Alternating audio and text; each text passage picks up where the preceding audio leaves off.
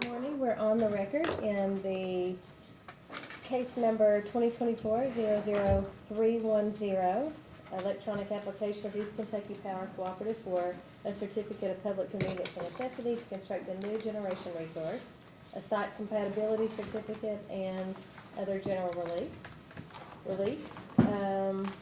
My name is Angie Hatton. I'm chair of the Kentucky Public Service Commission.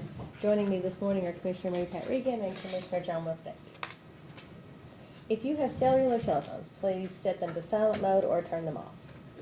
Today, our hearing is for the purpose of taking evidence in this matter. And at this time, we'll have entry of appearance of counsel. And also, as each counsel rises, please identify your witnesses. For the applicant. Allison Honaker Law Office. Heather Temple, Honaker Law Office. I'll try to remember all of our witnesses. We have Don Mosier, Craig Johnson, Brad Young, Mark Horn, Jerry Pervis, Julie Tucker, Darren Adams, Scott Drake, Nick Comer, Tom Stachnik, and Greg Cecil. Okay. And for the interveners? Morning, Your Honor. Byron Gary on behalf of Joint Interveners Mountain Association, Kentuckians for the Commonwealth. We have no witnesses today. Okay. For Nucor? Good morning, Your Honor. On behalf of Nucor Seal Gallatin, Jody Kyler Cohn, and Michael Kurtz, and we have no witnesses today. Thank you. Okay. For the Attorney General's office? Mike West for the Attorney General's Office. Good morning. Morning. Are there other interveners, Sierra Club? Yes, Your Honor, sorry, I'm Bethany Baxter. I'm here in Mr. Childers' stead as local counsel, and I've got Nathaniel Schiff as well. Yes, Your Honor, I'm Nathaniel Schoaf for Sierra Club. My colleague Kristen Henry was going to be here this morning, but has a child with strep throat. Oh. So. Okay. So, I think I had Mr. Childers down as the sponsoring attorney. And yes, Your Honor, I'm entering appearance as a sponsoring attorney on behalf of the Sierra Club. Does anybody have an objection? I'm not sure that that was done through the KBA's office, is that correct? Because that's who was the sponsoring witness for the KBA certificate for them to appear pro hoc vice was Mr. Childers, according to the motion that was filed here. Do you know Ms. Baxter? I don't have that in front of me. I'm his law partner, so I'd imagine I would have been on that same signature line. We're not. According to the motion that I looked at last night, only Mr. Childers is listed as on the signature line, and he's the only one listed as co-counsel in the motion. Do we have a proposal for how we could handle this? Does staff have a position?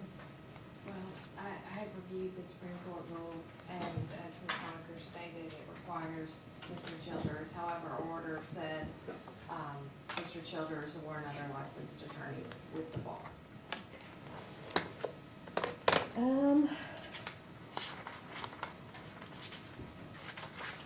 How difficult is it to amend that? Is that something that could just be done by an electronic filing? I can work on that right now, Your Honor. Please go ahead. And in the meantime, since you'll have someone else, I don't mind out-of-state counsel sitting in. Maybe it'll be resolved by the time it's your turn to question, and if not, we'll take it back up at that time. Any objections to that approach? No, Your Honor. Okay. Ms. Baxter, please let us know when you have an update. I will, thank Okay. you. All right. I've been advised that public notice has been given and filed into the record. Is that correct? Yes, Your Honor. Yes. Do we have outstanding motions at this time? Yes, we have two outstanding motions for confidential treatment. Just two now? I think it turned into three. I apologize. Okay. There was one filed very close to So we'll get those dealt with. Any further motions at this time? We had a couple of emails this morning, I think it's 6:47 this morning, with some exhibits that were supposed to be, maybe going to be introduced by the Joint Interveners and the Sierra Club. Those, of course, I haven't had time to review those, but it does not appear that those are items that are in the record of this proceeding. They do not have any witnesses. They've already stated that in the opening, and they've filed no testimony or anything in the record of this proceeding, so we would object to any evidence being entered into the record of the hearing today. There's no one here to authenticate where those documents came from, where these may be calculations. There's some Excel spreadsheets that we've not had a chance to review, and they have no one here to authenticate those documents. Who wants to respond? I think you, okay. So some of those were from me, so I'll speak to the ones that I submitted. As to most of those documents, they are documents that I'll be able to introduce through their witnesses during cross-examination. I believe that we can lay an adequate foundation through witnesses as they testify to introduce those. I haven't moved to introduce anything yet. If they wish to object based on a foundation that's laid during cross-examination, perhaps it's better to discuss that. Attorney General, do you have an opinion? No, we have no position on this. Staff? Staff was gonna take it exhibit by exhibit, since he did not provide a motion for it to be admitted into evidence. We were gonna just object if the time was appropriate when he addressed it. Okay, we'll address it if and when you decide to move to introduce it. Thank you, Your Honor. Sure. Any other outstanding motions? All right. Now, I've been told this morning that we don't have anyone waiting online to give public comment. Is there anyone in the room who is here to give public comment today?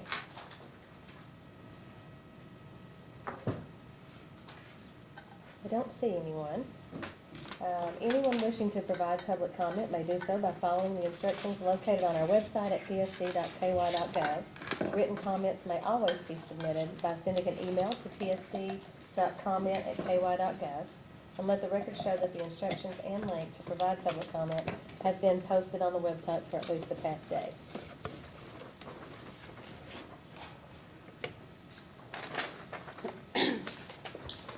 Last call for public comment. Seeing none, we'll move on to presentation of the evidence, and applicant, please call your first witness. We call Don Mosier to the stand.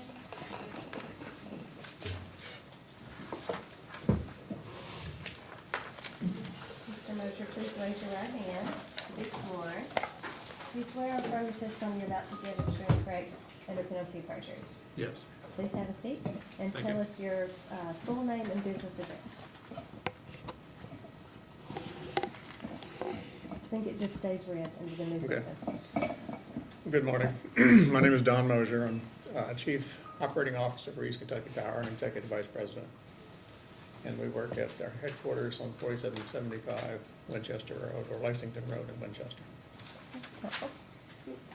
Mr. Mosier, did you cause testimony to be filed into the record of this proceeding? Yes, I did. Do you have any additions or corrections to make to your testimony at this time? No, If I were to ask you those same questions today, would your responses be the same? they would. And is it your desire and intent to incorporate those into the record of this proceeding today? Yes. The witness is available for cross. Attorney General. How you doing, Mr. Mosier? Well, thank you. Just one line of questioning. If you're not the right person to answer these questions, please just let me know who it is. But I just briefly wanted to know a bit about the procurement of property for the project. So can you just give me an overview of how much property was required and has all of that been procured? Witness Young would be the most appropriate person to discuss that with. He's in charge of that activity. I will hold those questions. Thank you. Okay. That's it. Joint interveners? Thank you. Good morning, Mr. Mosier. Good morning. My name is Byron Gary. I represent Kentuckians for the Commonwealth and Mountain Association, and I have just a few questions for you. It's been a long weekend, and if I'm not making sense at any point, it's probably on my end. Let me know. I'm glad to repeat myself. You just said you're the Chief Operating Officer and Executive Vice President at KPC, right? And you report directly to the CEO? Correct. Okay. So everybody else testifying here today would report to you? All but a few, Okay. several. We can deal with that if it comes up again. But, Sure. So the purpose of your testimony was to support the application and to discuss your corporate profile and overall strategic goals, sort of big picture stuff, right? Correct. Okay. And you also discussed the process undertaken by EKPC to prepare and propose the project, right? Yes, Okay. You sponsored just one exhibit here, I believe, correct? Correct. And that was the board resolution approving the project? that is correct. Okay. And as far as I could tell, you didn't sponsor any responses to data requests? That's correct. Okay. So in your testimony, you described 3 reasons for this project. The first was the moderate growth, including the new winter peaks. But the load profile, or sorry, the load forecast actually was sponsored by Ms. Tucker. So if I had questions about that, probably best to ask her. That's correct. She's in charge of power supply and planning. Okay. And then the second reason for the project was grid reliability in the southern area. But I think Mr. Young discussed the benefits to the system in the area, so if I had questions about that. Actually, Darren Adams. Mr. Adams? Yes. Okay.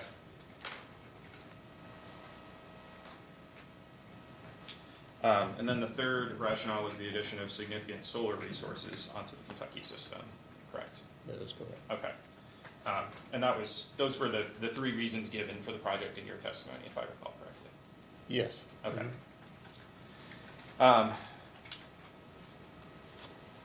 And you sponsored the board resolution approving the project, so I assume you were there for the board process as well? Yes, I was. Okay.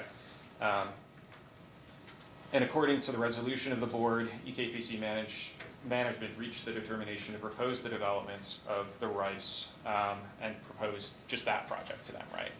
At that That is board correct. meeting. Okay.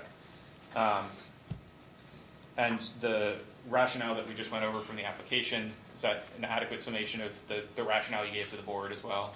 That's the simplified summation. Okay. There are many, many details that also contribute to our need. Okay. And were there additional justifications presented to the board? Yes, after discussion, we held discussions quite frequently after Winter Storm Elliott, Okay. which was the genesis for our need. I would add to the record that since that time, we have now exceeded our prior Winter Storm Elliott winter peak. Again, 3 times in a row in the last 3 years straight. Each of those peaks within 10 megawatts. Okay. So we have very much have demonstrated our need to have these resources added to our fleet as soon as possible. What was your most recent peak? Around 3747, I believe. I think that was 7 megawatts below our all-time peak of 3754. And that all-time, if I remember right, was, Excuse me, Mr. Mosher, if you could speak up or speak sort of into the microphone, Okay. it would, Well done. maybe just move a little closer to the thing. Thank you.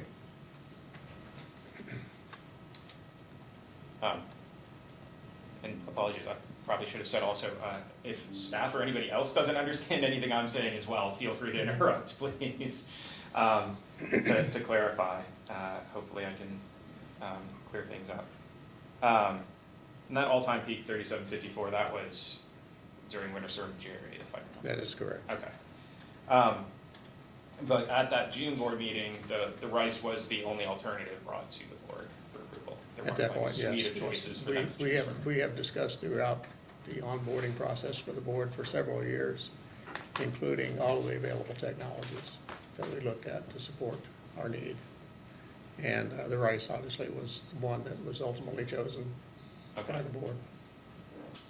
And it was, you say it was chosen by the board, but during that June board meeting, you didn't present other options to them, did you? No, at that point in time, we'd ruled out all the other options. Okay, so that was the decision of the EKBC management team to present that option to the board? That is correct. Okay.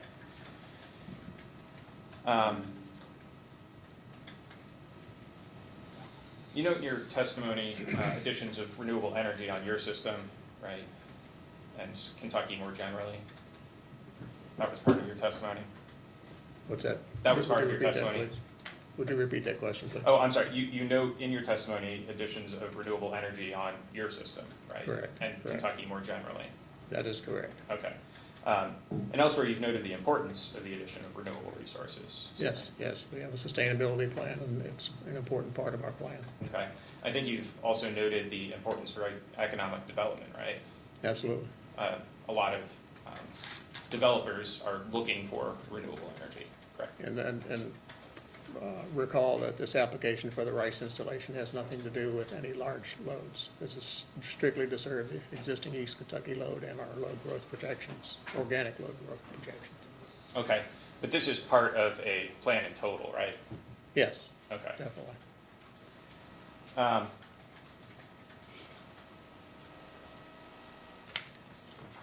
Just one last question, and this may be one that you, or line, brief couple of questions. You may also tell me that you're not the best person to answer, of course. You mentioned solar, as we were just talking about, significant need for fast peaking resources to replace rapidly declining solar generation during evening peak needs. Yes, correct. Okay. And you mentioned this is referred to as the duck curve showcased in California, which experiences extreme needs. And if I had specific questions about generation and load curves for EKPC, would those be answered by you or best be answered by somebody else? Julie Tucker should be the Okay, correct person to answer that. okay. I can That's answer anything what I at thought, a I high just level. wanted to make sure. That's All correct. right, those are the only questions I have, thank you. Sure. Ms. Holly-Combs? No questions for this witness. No, I realized that I didn't give you an opportunity to respond about the motions earlier. I Did think you? we're in a similar position to staff. Okay, I apologize for that. Staff? And then we'll come back to Sierra Club unless we have an answer. I'm working on it. Okay. Progress, thank you. Yeah, no worries. Staff? Staff has no questions for this witness. Okay. Well, that wasn't much time for Sierra Club to work on that. Commissioner Stacy, do you have questions for the witness? Commissioner Rickon? I don't. I have some.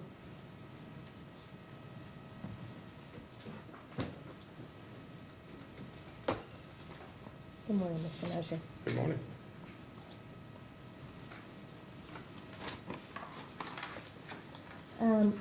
As part of your testimony, you talked about the importance of having geographic diversity for your portfolio. We hear about diversifying our portfolios a lot, but how does geographic diversity matter? As we all know, Kentucky is getting more and more prone to tornado activity. We have four major installations in the state currently. The Cooper Unit 1 and 2 plant down in Somerset. Also, the Spurlock Station up in Maysville, 1,341 megawatts. Our Smith Station, roughly 900 megawatts for the winter. And then our Bluegrass Station in Oldham County, that's roughly 600 megawatts across the winter. And the more that we can separate these units and the transmission system, across our transmission system, the better it is from a portfolio diversification point of view. Loss of transmission, say out of our Spurlock Station, would shut that unit down and make it unavailable for us and our load needs, so that's why it's important. So in the event a winter storm or a tornado or flooding hits one region, you have. It doesn't collapse a significant part of our generation. It's also important from a gas supply point of view as well. Okay. That's why Liberty and our earlier focus was on the Campbellsville site as a potential location. And we liked both those locations for the diversity in the pipeline supply for the plant. And I think there's another witness that talks more about the siting and the Correct, overall Mr. Young. choice of which site was chosen. Numerous places in your testimony, we talk about the greenhouse gas rule and goals to decarbonize. How has that changed in the last couple of months? Can you change it yet? Is it too soon? Like, what has the new federal administration done to those plans? Yeah, that's a very good question. As of now, the greenhouse gas rule is still law, so we're still on a compliance path for that. And that's more related to our application in -00370 for additional generation, which is also a part of the big portfolio revamping that we're undertaking in addition to this rights facility. But that's more directly related is the next case. So not quite as big a monkey wrench thrown into this one as your next No, the rice application? facility is actually excluded from the greenhouse gas rule. That was another qualitative reason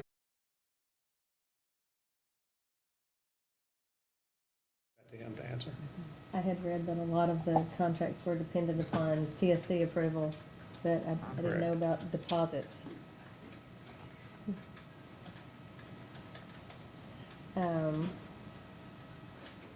But that gets you in line for the Correct. manufacturers. Correct.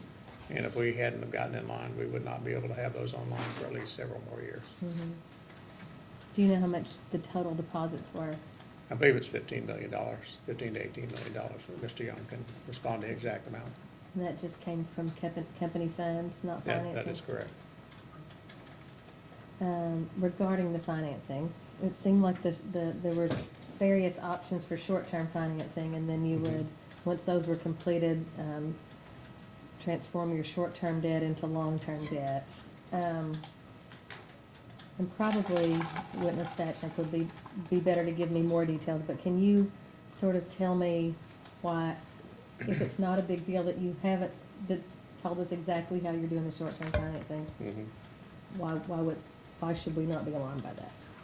I would definitely refer you to Mr. Stachnik. He and our CFO are responsible for financing and coming up with the funds to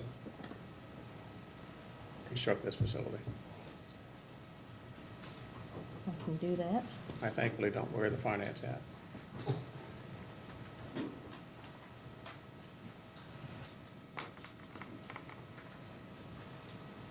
And then, in the part of your testimony where you talk about the benefits to your members, protecting from volatile market pricing, but also you said that it lowers EKPC's carbon footprint because it displaces higher emitting resources. Correct. You're not retiring anything. What higher emitting resources are you replacing? We buy 30 to 50% of our energy needs from the PJM marketplace. And typically on the margin in PJM are peaking resources that have a higher heat rate. And the amount of GHG or CO2 emissions is related to the efficiency of the unit. The PJM market, for instance, on an average summer day could be at a 14,000 heat rate on the margin, the next needed asset to serve the load. By running our RICE units at 8,400 or so heat rate, it's significantly less CO2 emissions. So it's displacing those market purchases. So it would be those market purchases that Correct. you'd be displacing, not your own generation? Correct. Okay, Correct. that makes sense to me now. Mhm.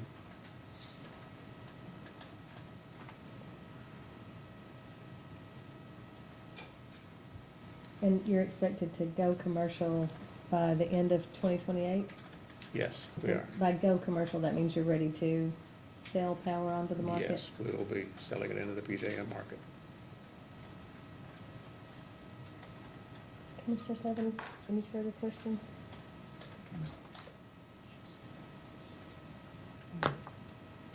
Just if those deposits are refundable. Mr. Young will have that answer for you. Okay. Do we have an update from Sierra Club?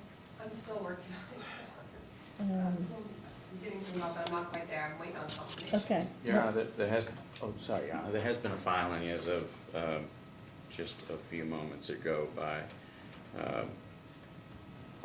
Mr. Childers. That is the, I believe it is the motion, Sierra Club's motion to substitute Bethany Baxter for Joe F. Childers as sponsoring attorney for Nathaniel Shove's motion for Pro Hoc Vice. Okay. And that is before the commission. It's now in the docket. Okay. Any objection to that? I think the Kentucky Bar Association is the one that has to approve the sponsoring attorney, because that's the information where it was filed, and that's how they get their license to temporarily practice in Kentucky, is through the Kentucky Bar Association. So I think they are the ones who have to approve who the sponsoring attorney is, so that they can make sure that they are validly licensed in Kentucky. And Your Honor, there's no question here that Ms. Baxter is validly licensed in Kentucky. We've complied with all the requirements of the Kentucky Bar Association to have me admitted and appear before this body. And I'm appearing here with our counsel in the case, who's made an appearance in the case, and has represented that she will be here at all proceedings, and I will abide by all rules of the commission and the Kentucky Bar Association. someone tell me how this bar association approval works? Is it typically done the same day? Or do we typically have to wait weeks? I haven't made a prog BJ motion myself.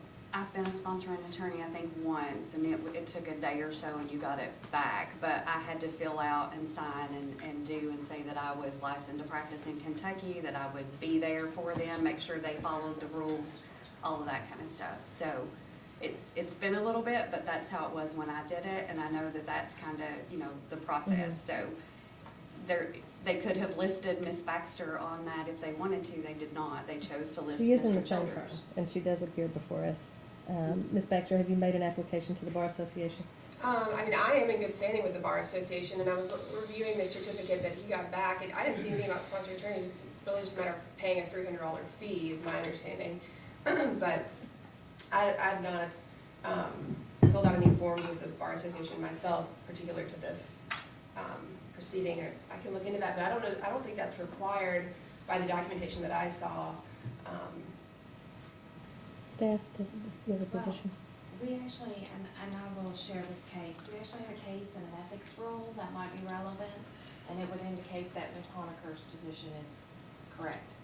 So, but I would like an opportunity for them to review it. The case and the obviously. ethics rule? Mhm. Okay, let's take a break. I'll also at this time warn everybody that we may be taking a little bit of an extended lunch break. We have a big order due out that's just gotten ready for our review, so we may take an extended lunch break to get that order out today. But for now, let's go ahead and take, 20 minutes? Okay, let's take 20 minutes. Let's review this, give you an opportunity to file something with the bar if you need to. I am not trying to deny anybody participation or right to be here. No one's questioning Ms. Baxter's qualifications by any means, but we also have to follow rules. So let's take a break and do that. And there's no chance Mr. Childers could be here today? No, he's out of the state, unfortunately. Yeah. I'll look into it. Yes. Maybe a little bit more notice would have been a good idea. All right. Thank That's you. 20 minutes.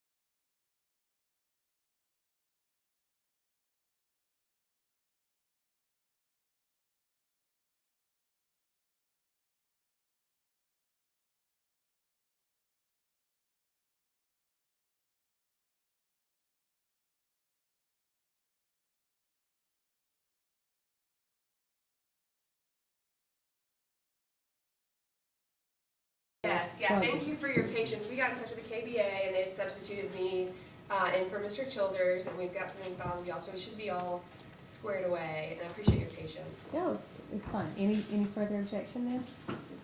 No, none of it's all been taken care of at the KBA. Oh, no one else? All right. No problem. So now, we'll have this, cross-examination by Sierra Club. Thank you, Your Honor. No problem. I appreciate the Commission's consideration. Good morning, Mr. Mosier. Good morning. Sorry there was a bit of delay in your testimony. Quite all right. I don't have that many questions for you. Is it correct to say that you oversee power production, power supply, and resource planning for EKPC? That is correct.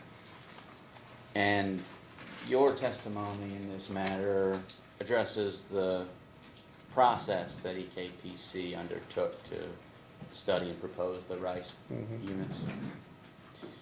And then I understand, in addition to the RICE units, EKPC has also applied for new gas generation and co-firing at Spurlock and Cooper generating stations. Is that correct? That is correct. And those are in docket 2024-00370? That's correct. Okay. As an aside, the last IRP that EKPC filed was in April of 2022, is that right? Correct. Do you know when the next IRP is going to be filed? This coming April. Thank you. As someone who monitors the Kentucky Public Service Commission's docket, I appreciate the timing note. You referenced these multiple projects, both in your testimony and in response to the chair's questions. So I just want to make sure I understand the sequencing here. The application for the RICE units for this docket was filed September 20th of 2024. Is that correct? That's correct. And the application for the gas generation at Cooper and Spurlock that was filed in docket 00370, that was filed about 2 months later on November 25th of 2024. Is that correct? Subject to Best I check. can recall, yeah. It's Yeah. a couple of months. Fair. And since they're both CPCN dockets, they both have the same timeline for a commission decision, correct? The same To the best 8-month of my timeline knowledge. from the start of the application. Correct. And the RICE units, I believe you testified that the plan is for them to be in commercial operation by December of 2028, is that right? Yes. I'm no math major, but I think we can agree that's a little over 4 years from the application to when they will be in operation. So all of 2025, all of 2026, 27, most of 2028, but a little bit on the back end of 2024. Yes. And the cost of the RICE units is roughly $500 million That is correct, with contingency. with contingency? I didn't quite hear the last part. Yeah, with contingency. Yes. Now, I want to ask you about the sequencing of the applications. The chair raised this with you. You certainly anticipated it in your direct testimony, your testimony here. On page 7 of your testimony, the question posed, and this is in your testimony, is why is EKPC filing this request separately instead of waiting and combining it with any additional requests mentioned above? That above is referencing the Cooper and Spurlock gas stations. Correct. And your response was that the market for these types of engines, as well as natural gas-fired combustion turbine engines in general, is under heavy demand, and EKPC believes it is critical to secure production positions with the manufacturer. Does that sound like your testimony? Absolutely. I think you also, in response to the chair's questions, indicated that those production positions were already secured before the CPCN docket was filed. That is correct. Is that correct? Time was of the essence to get those procured because of the demand for them. And those contracts, those were roughly a third of the value of the project? Those contracts. The contracts that secured your production position. I would say that's probably true, but I'd have to verify that. Okay. Would you agree that a third of the of 500 million is somewhere between 150 and 200 million dollars? Yeah, roughly. These contracts were a limited notice to proceed, primarily engineering work. And when were those contracts signed? You'd have to ask Mr. Yanni the exact date. Do you know approximately how far before this CPCN application was filed those contracts were signed? I don't recall the exact date. I can ask Mr. Young. That's totally fair. That's fine. Here's my question, Mr. Mosier, which is, given that the project isn't going to be operational for 4 years, there's an 8-month timeline for the commission to rule on CPCN applications, and you've already secured your production position, why couldn't you just have waited to combine this application with the Cooper and Spurlock gas CPCN applications so that the commission and stakeholders had the opportunity to comprehensively review all parts of this plan together and determine whether they represent the least cost for your ratepayers? Yeah, we still had to honor the board's requirement for additional information regarding those projects. The board also conducted a separate third-party look at the investments that we had proposed, so that's part of the reason why we delayed it. But the number one reason is that we wanted to get that application in as soon as possible, and waiting even 2 months was too long for us, in our opinion, to not get the rice into the process in front of the commission. I thought you had said it was critical, in your testimony, you wrote that it was critical to secure the production positions with the manufacturer. That's why you couldn't combine them, but that's already been done. It's all part and parcel of that, correct. So would it have been possible to secure your production position, as you did, Mhm. and then file one combined CPCN application for the RICE units and for the projects at Cooper and Spurlock, whether that was moving those two ahead or moving this one back or somewhere in the middle? The board had directed us to do this as soon as possible. But there's no reason aside from the board's direction to put this before the commission as soon as possible, that these applications couldn't have been combined. I stated that time was of the essence for this, and we felt that it is very important to get those in line first. Understood. I don't have any other questions for you, Mr. Thank you. Mosier. Thank you for your time today. Any redirect? I have just a couple of questions, I think, on redirect. Mr. Mosier, do you recall questions that you received regarding, why you chose RICE, that process, and the need for the project? Yeah. Can you elaborate on that for me, please, your need for why you need the Sure. RICE units? Let me talk about PJM first. PJM has acknowledged that load is leaving their system. Retirements or fossil generation are growing. At the same time, and this is unrelated to the need for the RICE, the need for the RICE engines is to serve our native load, not for data centers, not for any other additional large loads. That their forecast has increased 3% per year. They're expected to have the need for 40,000 megawatts of additional load on their system, or they're forecasting an additional 40,000 megawatts of load on their system by 2040, or 2035 rather. That and the fact that they have already acknowledged that by middle of next year, beginning of their 26-27 planning year, that they are tight resource-wise, that supply cannot keep up with demand. And they have made a statement, in fact, it was their senior vice president, Asim Haq, who, in an article related to Ohio's data center needs last week, opined that by 26-27 next June, that they cannot guarantee 100% certainty that demand is going to be met at critical extreme peak times. So that is alarming enough right there to justify the need that we see, because we are already deficient capacity. We have an obligation to serve our native load, and these RICE units are important to get on our system as soon as possible. In the meantime, we'll mitigate our exposure with short-term seasonal hedges. So it's all part and parcel to the expanding system in PJM and the drop-off of fossil generation in the fleets. Nothing further.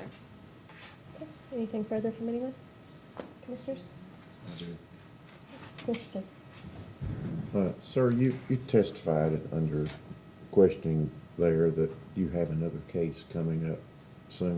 Can you Yes, sir. tell us what that is and when you expect that to happen? I forget, we have a hearing set sometime next month, I believe.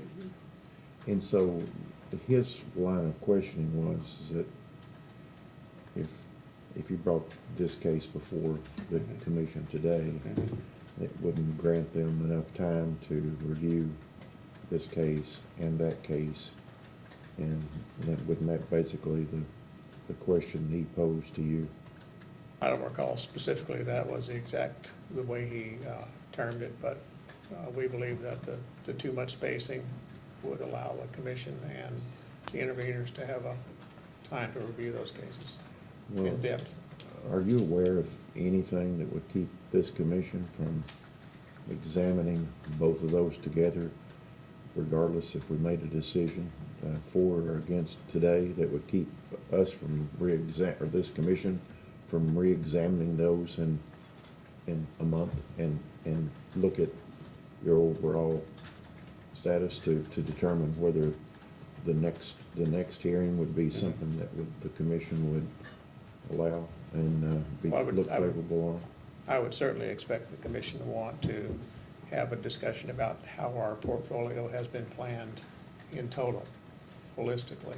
I guess my point is regardless of whether they were brought together or they were brought piecemeal, one at a time, the commission will always have an opportunity to examine Yes, sir. what you're doing at the moment and what you've done in the past, correct? Yes, sir.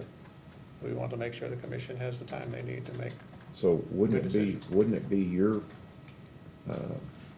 take on this, that it wouldn't make any difference if there was a case brought today and then we look back and say, this is what you did a month ago, and that really probably wouldn't make much difference then, would it?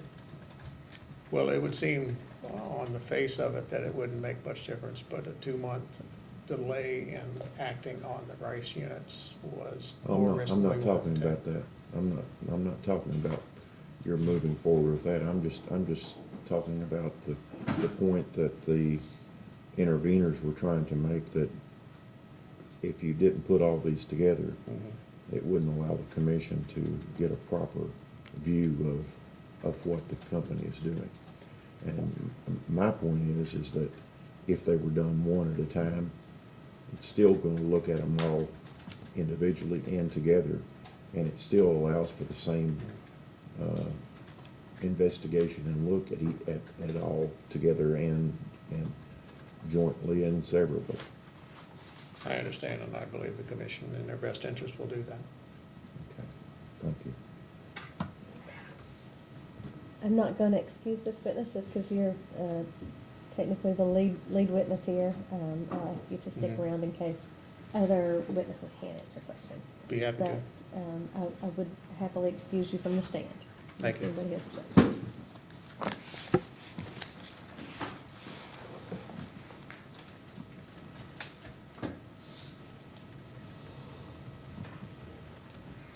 Applicant, would you like to call your next witness?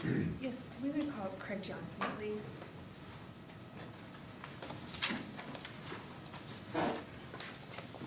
Mr. Johnson, raise your right hand to be sworn, please. Do you swear or affirm the testimony you're about to give is true and correct under penalty of perjury?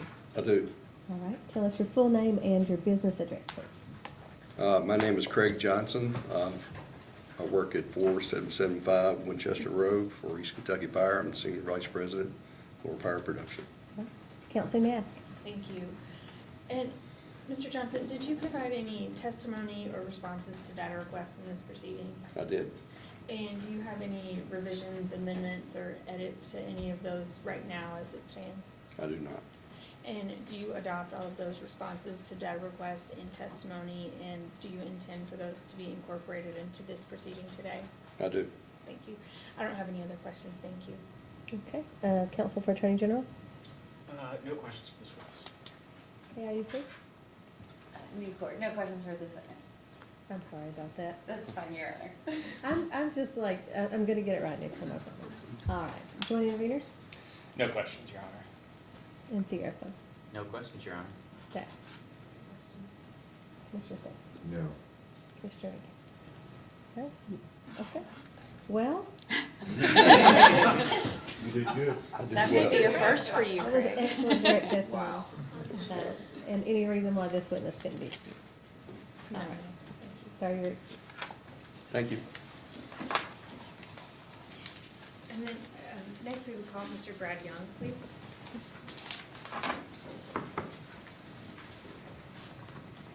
Mr. Young, if you would raise your right hand to be sworn. Do you swear or affirm the testimony you're about to give is true and correct under penalty of perjury? Yes, I do. Please have a seat and tell us your full name and business address. So my full name is Brad Young, and I work at 4775 Lexington Road, Winchester, Kentucky. All right, Councilor Mass. Yes, and Mr. Young, by who are you employed and what is your title there? I'm employed at East Kentucky Power. I am the Vice President of Engineering and Construction. And did you provide written testimony and responses to data requests in this proceeding? Yes, ma'am, I did. And right now, do you have any revisions, amendments, edits, or anything to those data responses? No, I do not. And is it your intent to have those responses and your testimony incorporated into the record of this proceeding here today? Yes, it is. And then, I don't have any other questions for Mr. Young. Okay. Mr. West. Thank you. Just one brief line. How are you doing, Mr. Young? Good, how are you? Good.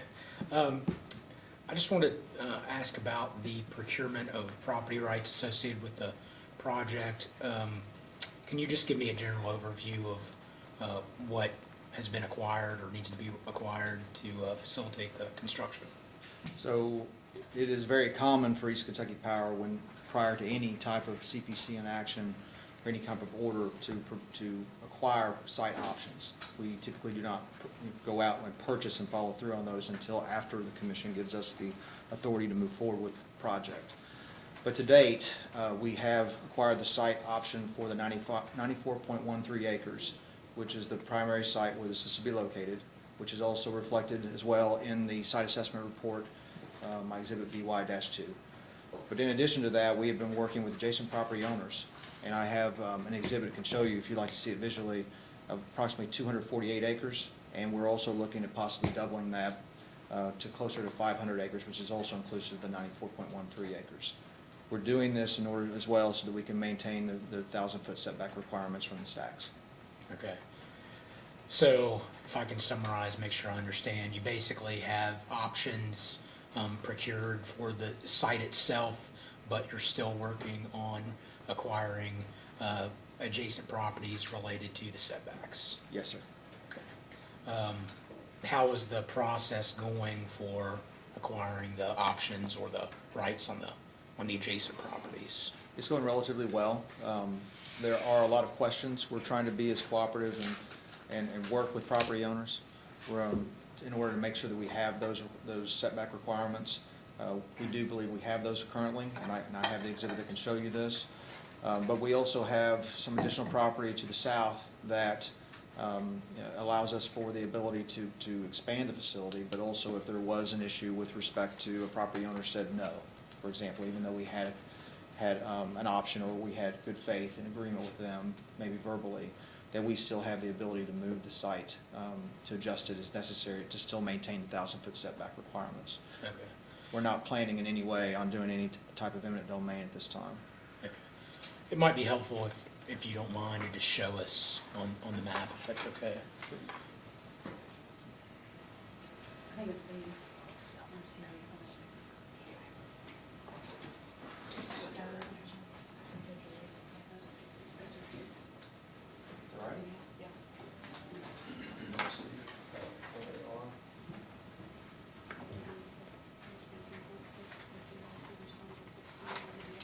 Yes.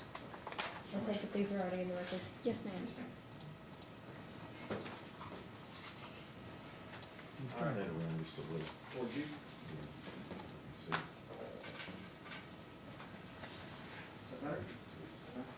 So as you can see here, What we tried to show here with the circles are the 1,000-foot setback requirements from each of the stacks. There's two stacks for the Liberty Rice station that we're calling it.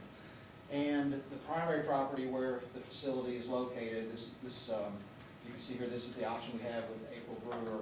That's the 94.13 acres.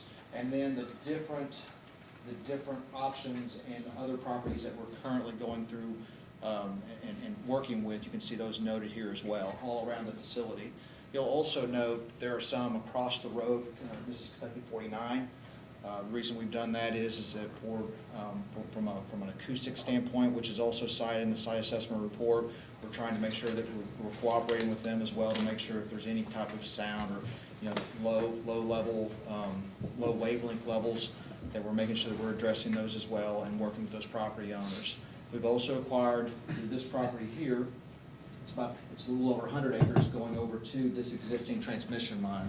This is the 161 kilovolt transmission line that ties into our system that goes between Liberty and Marion County. So we do have access to that, and that length is just under a mile for that tie to our switch yard. When you say acquired, do you just mean acquired an option, or Options. you've already purchased or already leased? Just options this time. No money changed hands yet? No. Sorry, go ahead. Just to make sure I understand though, you feel like with the options that you currently have, you have enough to build site the facility, and you have enough for some configuration of setbacks to allow you to move forward, even if you don't get all of the property that you hope you get. Is that right? Yes, sir. That's all I have. Okay. Councilor Newport? Yes, Your Honor, just one. Mr. Young, you say the Liberty Rice facility would be the first of its kind in Kentucky, right? Correct. I know that there's another facility that is currently planned and is going to be commercial before us. I think it's going to be same type of configuration with the Wärtsilä engines. I don't know which utility it is, but I know that they are working on that right now. It's not going to have dual fuel capacity. Yeah, I was gonna ask, do you know of any other utilities throughout the country that have installed rice facilities? We do. There's been, working with our owner's engineer, Burns and McDonald, they have already constructed and supported the construction of over 25 of these facilities, and they're currently in the process of supporting many others. We've actually went to different facilities as well and toured them just to try to understand their operation capabilities as well as how they are dispatched in the market, especially in the areas where there's more intermittent solar injection or other types of renewable injection. So we've done a lot of due diligence on these units in order to make certain that they are that we understand them very well. All right, that's all I have, thank you. Joint interveners? Thank you very much.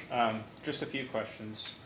Following up on the question from Chair Hatton, you've acquired options for a number of properties already, and you've actually acquired the property for the site itself, right? We require the option. Option, okay, so no actual acquisitions of any of the land yet? Correct. If it's a new generation facility or even a transmission facility that's anything over 100 kV, we at East Kentucky Power do not move forward with property acquisition until Commission gives us an order. Okay, but you have acquired options, and Yes, sir. those, describe to me the process of acquiring an option. I assume something changes hands, you give something of value in order to acquire the option. Correct. So not the full value of the land, but some exchange of property or money has occurred for those already. Yes, sir. There is a down payment there's an agreement that is put in place. It's a standard agreement that East Kentucky Power has for any type of right-of-way or any type of property site option. And with that is inclusive of a down payment, so to speak, that goes towards the purchase of that property. We have those agreements in place. Some of the property owners are still talking to us about even swapping property, that we may not deem necessary to purchase, but or necessary to construct, but we do have rights to it because those property owners would like to sell it as a whole. So we're still working with some of those property owners as well to see if there's any of that property that we would include in the agreement for some type of swap. Okay. And there are some options you're still attempting to acquire for the setbacks, you said, right? There's one in particular that we have a verbal agreement, but we do not have the option signed. Okay. Just going back to the site itself, you sponsored the site assessment report, right? Yes, sir. So probably best to ask questions about that sort of stuff to you. Yes, sir. Okay. The stacks were one thing you mentioned. And those are gonna be 180-foot stacks, is that Correct. right? That's Okay. correct. And I believe you said those would be visible at least from US 49, right? So, in looking at the elevation from Kentucky 49, I do believe that there's a likelihood that, let's say in the winter, where you don't, there's a significant amount of deciduous trees, as you can see, between Kentucky 49 as well as the facility itself. And also with the grade coming from Liberty, you're coming at a low going to a high, so the Rice facility itself is on more of a plateau at a higher elevation. I do believe that it's likely that you will see them, but that is likely to be the only thing you may see. Okay.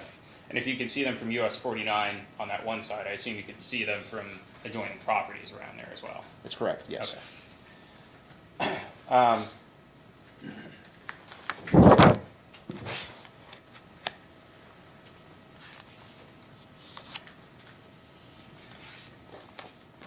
You also, in your testimony, said that you conducted a noise study, correct? Okay. And that noise study actually determined that noise levels at nearby residences could exceed EPA and American National Standards Institute guidelines.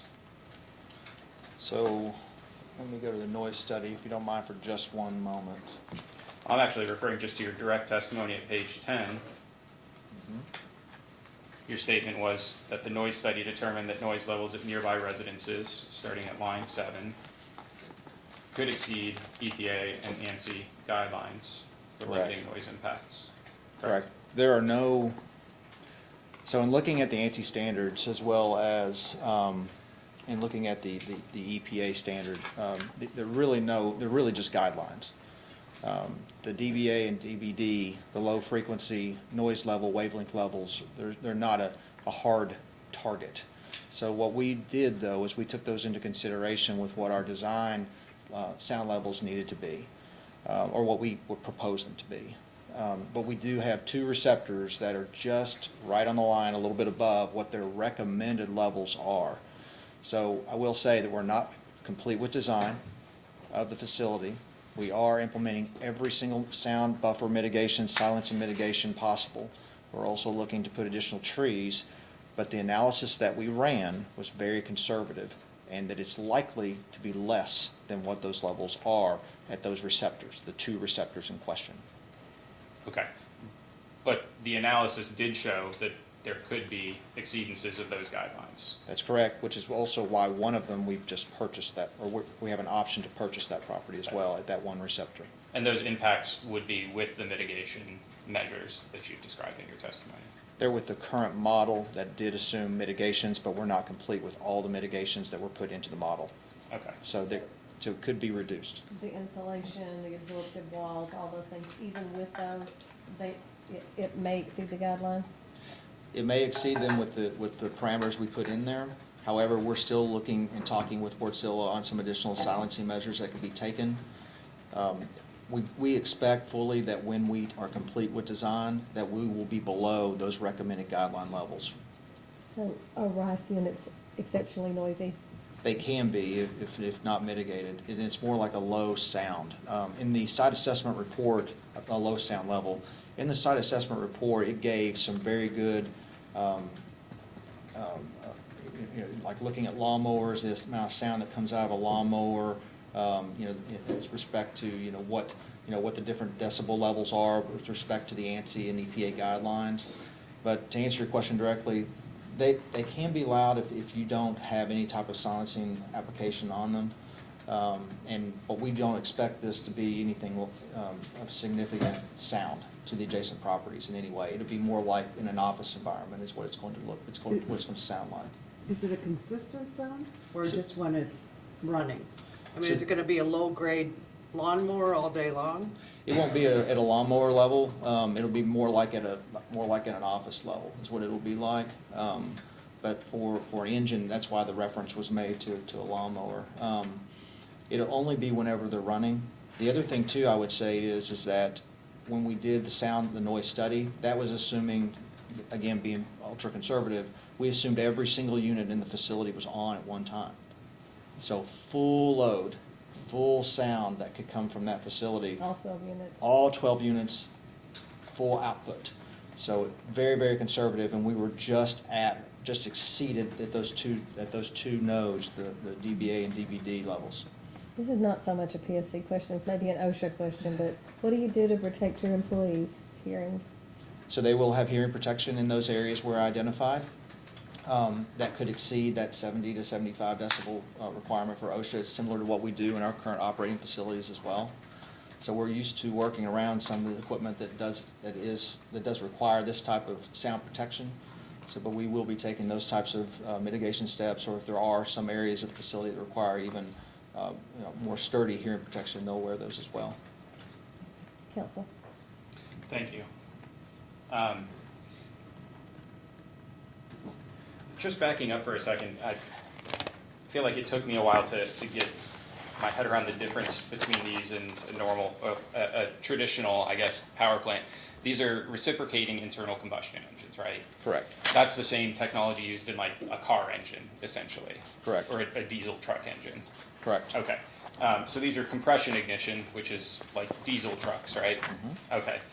So they have a number of pistons turning up and down and fire gas in, and that's what powers those up and down, and those turn the generator, essentially, right? Correct. And that's different from a combustion turbine, which, in my head anyway, I picture more like a jet engine, essentially. You fire the gas and that turns the fan blades, which powers the generator. Correct. Okay, so that's sort of the distinction of this technology. Correct. So it operates similar to, well, I want to say 12 giant diesel engines, but these are much bigger than like a truck engine, I assume, right? Correct. Okay, so much more like I feel like that one of the Rice facilities that I've seen was actually old submarine engines being used somewhere. So much more like a giant ship engine than a truck They are. engine. Okay. They are used primarily in the maritime industry. Okay. For all of your cruise ships. Okay. So. And there will be 12 of these, 214 megawatts combined, so rather large.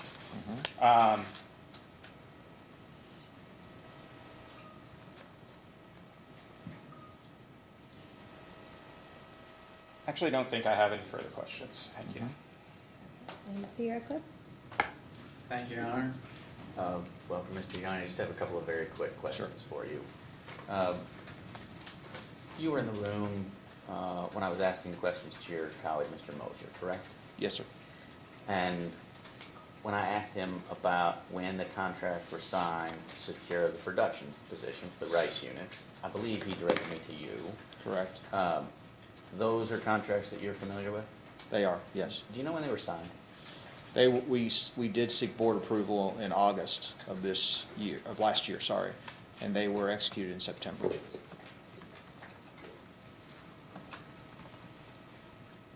They were executed as well with a limited notice to proceed, which I think Mr. Mosier also talked about. Yeah, thank you. And you noted in your testimony that there are cancellation provisions? There are. So as a contingency to go to a full notice to proceed, there are two primary conditions. One is the approval by the Public Service Commission, and also NEPA approval from an environmental perspective. And those two conditions must happen in order for us to proceed forward.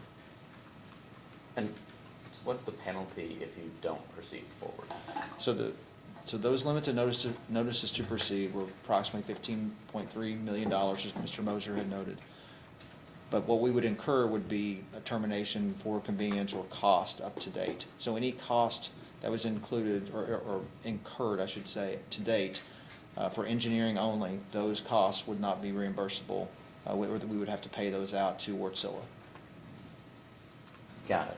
And did I hear you correctly just say that the value of the contract was $15.3 million? Only the limited notice to proceed. Got it. The total was $150+ million. Understood. And that's where in your testimony you referenced it was roughly a third of the total project value. Or I think my testimony was page 11, I think it was, and where it was talking about the 33%. I think that was inclusive of the GSUs as well as the Wärtsilä recip engines. And those two were am I right in thinking that those were the two critical pieces Correct. that you all felt Yes, sir. you had to get in the procurement line for? Yes, sir. I don't know if procurement line is a term of art, but you had to get in the production schedule with the manufacturer. Correct. And those two contracts were roughly 150 million. Those two contracts.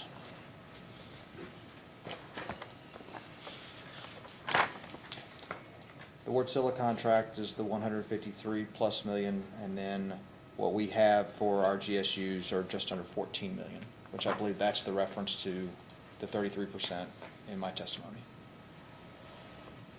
Thank you, Mr. Young. I don't have any other questions for you. I appreciate you joining us today. Staff? Yes, I have a few questions for you. Hello. Looking at the site assessment report, could you kind of go over the types of, well, one, your mitigation measures that you are committing to, and then one of those, for instance, was vegetative screening. If you could dive into the details of that, kind of talk about what plants you plan to use, where you're going to put them. And I believe that's for visual and audio screening, but if you could just kind of talk about that and, you know, kind of put people's minds at ease who may be living around there, what kind of measures or what lengths you're going to go Right. to make sure that their standard of living won't change. Sure. Can I also show another exhibit that I pulled, or brought, I mean, it's already an exhibit that we have in the site assessment report. To help explain this, kind of talk through this a little bit. On the back is the actual. Yes, page 200 of 227 of attachment BY2, the site assessment report. I think we have copies of the site assessment report if you all need that in front of you to follow this. I'd like to see that. Parks and Freewell one were confidential, but nothing in BY2, right? No.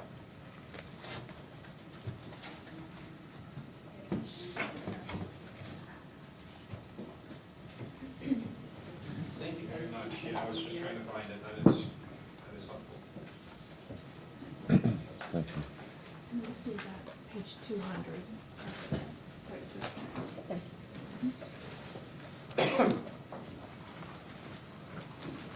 Just let me know when you all are ready.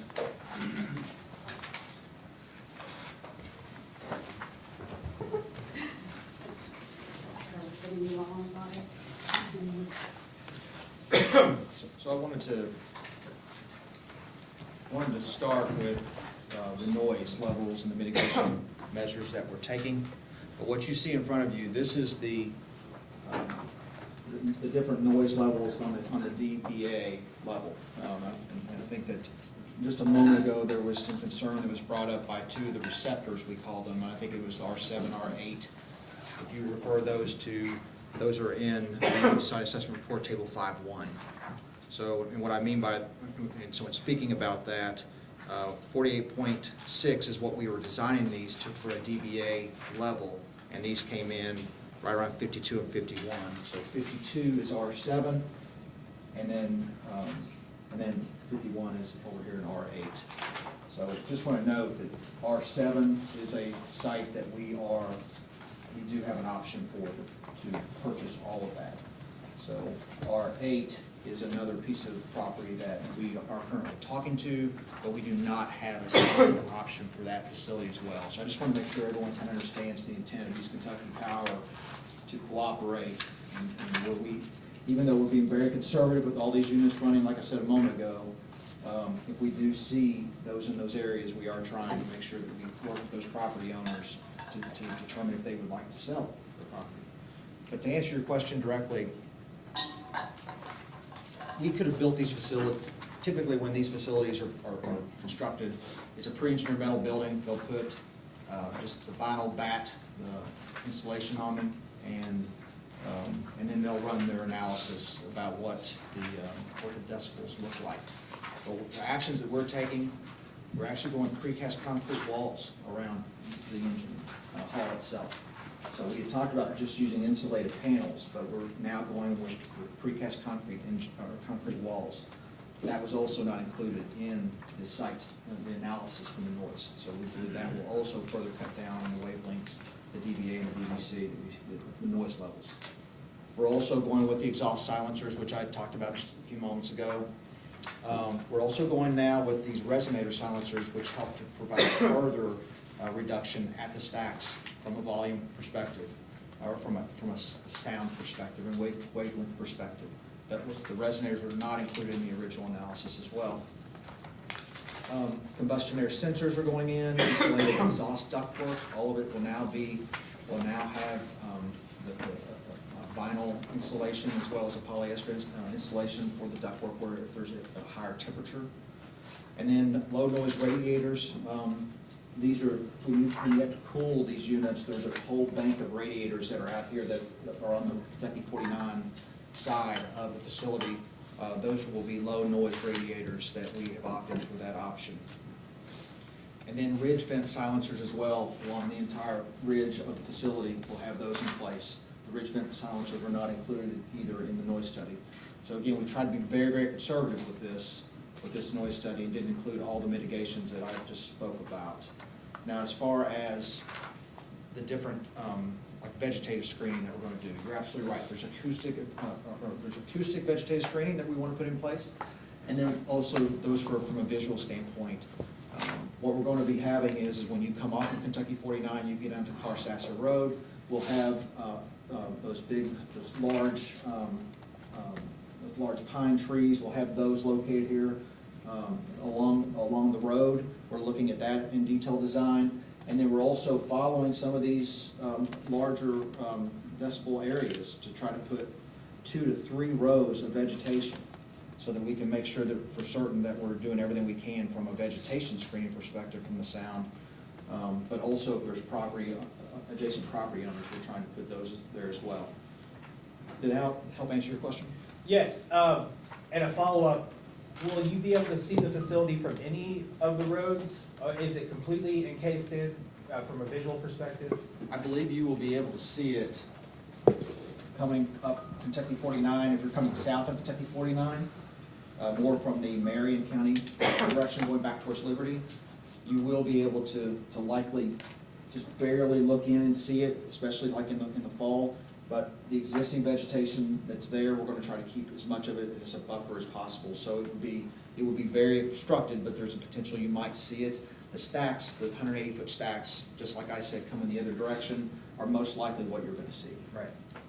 And could you kind of talk about what plants or trees you plan to plant? Are these mature trees, tall trees? Can you kind of go into the details of that? Yeah, so we typically, at our substation facilities, we build them and we try to build them in areas where you have sufficient setbacks from adjacent property owners. So we've gotten very good over the years at putting in these larger, Big Bertha type of conifer, pine trees essentially that grow very, very quickly.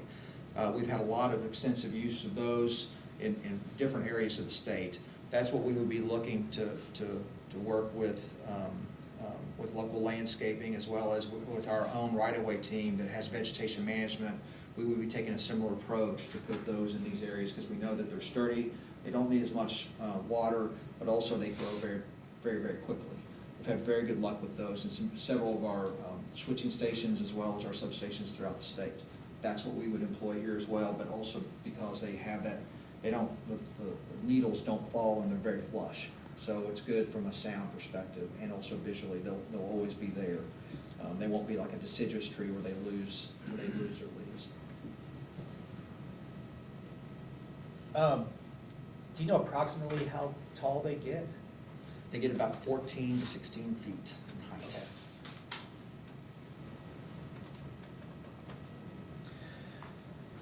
Okay, does EKPC plan on maintaining a public complaint number, or is there a system in place for while construction's happening that, the public or homeowners around you or landowners can call? I would like to refer that to Mr. Nick Comer. I believe that's part of either his testimony or I know he's provided some responses to that. All right.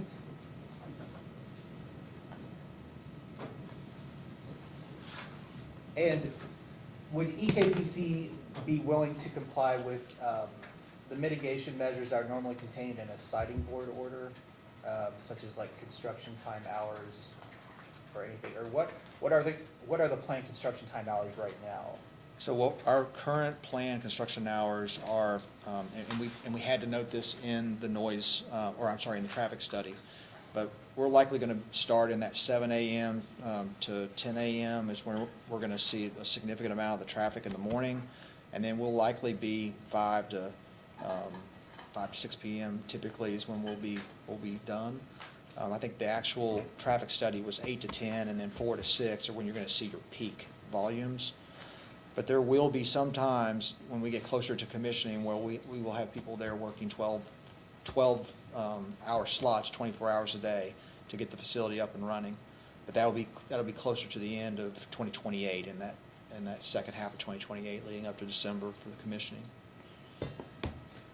And when you're, for the approximately 7 to 10 AM to 5 to 6 PM, is that Monday through Friday, or is it 7 days a week? We've allowed it, we're allowing our contractors to work, we're planning them to work Monday through Friday. However, Saturday is going to be an available option as well in the event that they had a rain delay or something happened and they were not allowed to work, or if they just need to catch up on schedule. So we typically allow that Saturday as well as a day to work. Okay.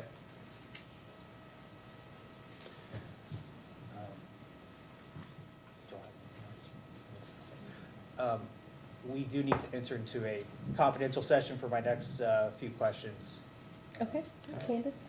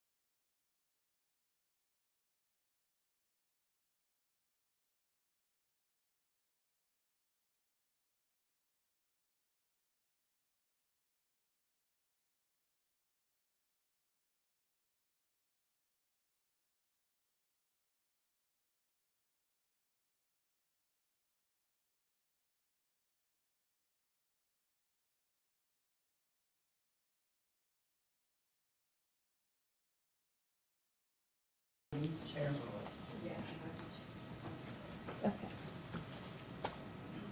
Is it okay if we go ahead while we're waiting for them to come back in? Okay, go ahead, counsel. This is related, but it's, as far as I know, not confidential, but if you could refer to your response to staff's first request, item 21, there you said that you believe that approximately $1 million would be needed, or roughly, to reinforce roads surrounding the job site, and that these costs were included in the construction costs. And I was just wondering if any of that's changed, and if you still foresee $1 million, or if now more access roads need to be built, or just if that number's changed, or anything of that nature. That number has not changed, and it's primarily for deceleration lane coming off Kentucky 49, as well as the Carsasser. That road is going to require, in our opinion, some significant improvements, given the amount of traffic that it's going to happen during construction and also post-construction. East Kentucky Power has included those dollars, not just for the entirety of Carsasser Road that goes to the primary entrance as well as back to the construction entrance. We would be making those improvements to that entire road itself.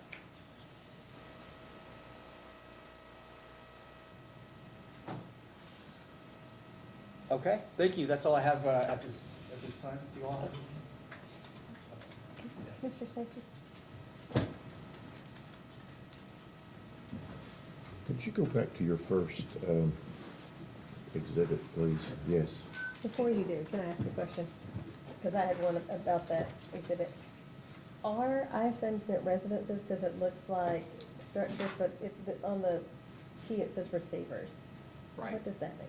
That's the different, those are the different, we've identified these different locations for the receivers, for the wavelengths is what that is.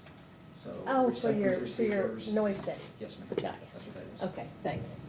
Sorry, Commissioner Stacey. No, go ahead.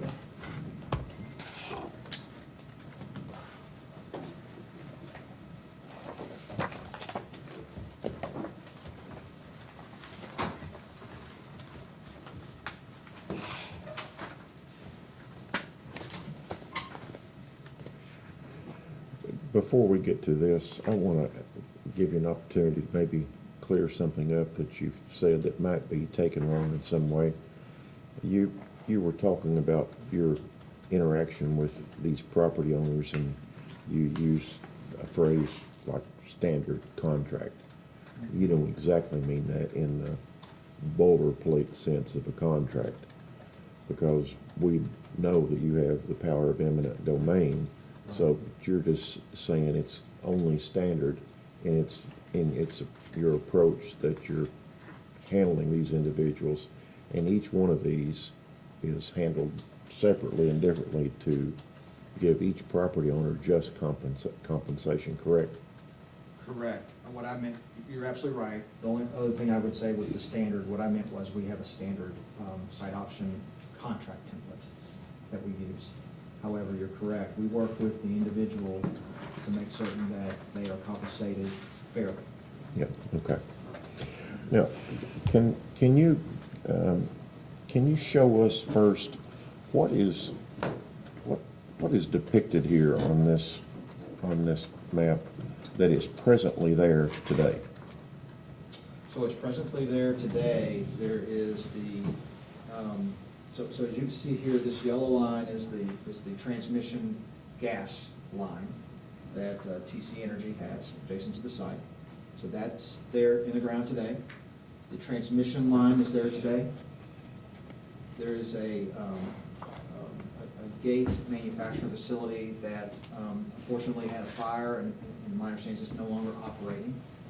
And this facility is owned by the Kane family, which also owns this property here. But, and then Carsasser Road is there. There's a home here, but nothing else has been developed here. You can see the vegetation that is on the site. It is primarily agricultural based is what this is. So all of the structures that are depicted there, those are just projected to be on this, that's what's projected on the site, correct? Yes, sir. could you go and start with the property line and go through the legend and show and describe what each one of these lines Sure. are? Yes, sir. So exhaust stacks, Well, let's start with the property line. oh, sorry, okay. So the property lines here, this is the 94 acres of the proper site for the project itself. And then, in order for us to then come over to the existing EKPC transmission line, we also then acquired an option from the Jared and Hunter Brewer for this area as well. I think that's over 100 acres in this area, just to get over to this facility. It's larger, much larger than in green here, it continues on, I should say. So that's where that 100 plus acres comes from. So that's the primary, for the facility itself, in green. Then from there, these other green notes here are options on property that we have acquired. You can see here as well. The lighter green are, Yes, sir, it's a lighter green. As you can see, this is the residence for Bill Demro here, and then Emily Marble owns this 5 acres of property here, as well as this over on the other side, that they've indicated to us they would like to sell this as well. Then we also have Stuart Clements, which is the gentleman we're still trying to work through. Verbally, we had some agreement from a property swap, but we're still working with Mr. Clements to get this 3 acres of impacted property here. It's included in the 1,000-foot setback barrier. and that's within the circle, is that correct? Yes, sir, yes, sir. So if we were not able to acquire this, the facility would move. And we're talking with the porters now on how we would still maintain the 1,000-foot setback requirements for each of the stacks. Well, then, now, is that purple, the circle? Yes, sir. Is that a circle or is that a elliptical? So there are 2 different circles. I know it's kind of strange here, but so from this center point, this would be the inner circle. And then from this center, it would be the outer circle. I'll take it back, I got that wrong. It would be the outer here and the inner one here. This lower one would be the outer and on the inside here. It's a little bit of an illusion there, that's what that is. But that is depicted because you're not sure about acquiring the trade agreement with the Clemens Correct. owners. And so you adjust it to give that, Yes, sir. to depict that Yes, sir. correctly. We wanted to prove that we could, in our opinion, we can meet the 1,000-foot setback requirements. Okay. Now, on this map, tell us where this noise, the specific area where this noise is going to be generated on this map. So right here in this yellow is the power block. It'll be right here is the primary sound emitter. Okay. That's where the precast concrete walls and silencers, well, the silencers will actually be out here, and then we went the low noise radiators that are back here as well. And so those would be moved down accordingly if you don't acquire the property and to the, I guess that's north. Correct, correct. Okay. But at least one of the receptor locations was here, which we now have an option to purchase, we haven't bought it yet, would be able to purchase one of those receptors that was right above the line, the ANSI and EPA line. So we'll be purchasing that one, then the other one would be down in this area, which is, we'll be talking to them. And the switch yard, tell me what the switch yard actually is. What is that? So the switch yard is the connection point between the generator and then the transmission system. This allows us to step up our voltage and get it to a transmission level voltage, which is 160 kV. It'll come through this yard, and then it'll come out this transmission line. It'll loop in basically to our existing transmission system. It allows you to isolate and also to step up. But you're not proposing to move the switch yard based upon Correct. acquisition of a piece of property to the north or south, correct? That's correct, sir, yes. And your fuel oil containment, where is it? So you have, the fuel containment will be here, well, actually, it's out here. We have urea and some other different types of tanks that are on the facility. We have 2 tanks here, 72 hours, those will be contained in this area right here. Okay. Now, can we just for instant, go back to your other map that you had up just for a second? I just want to ask one question that I didn't quite understand about that.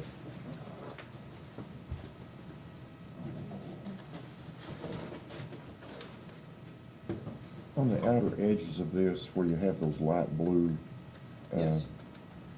line, what is that outermost line, what is it? 40 decibels.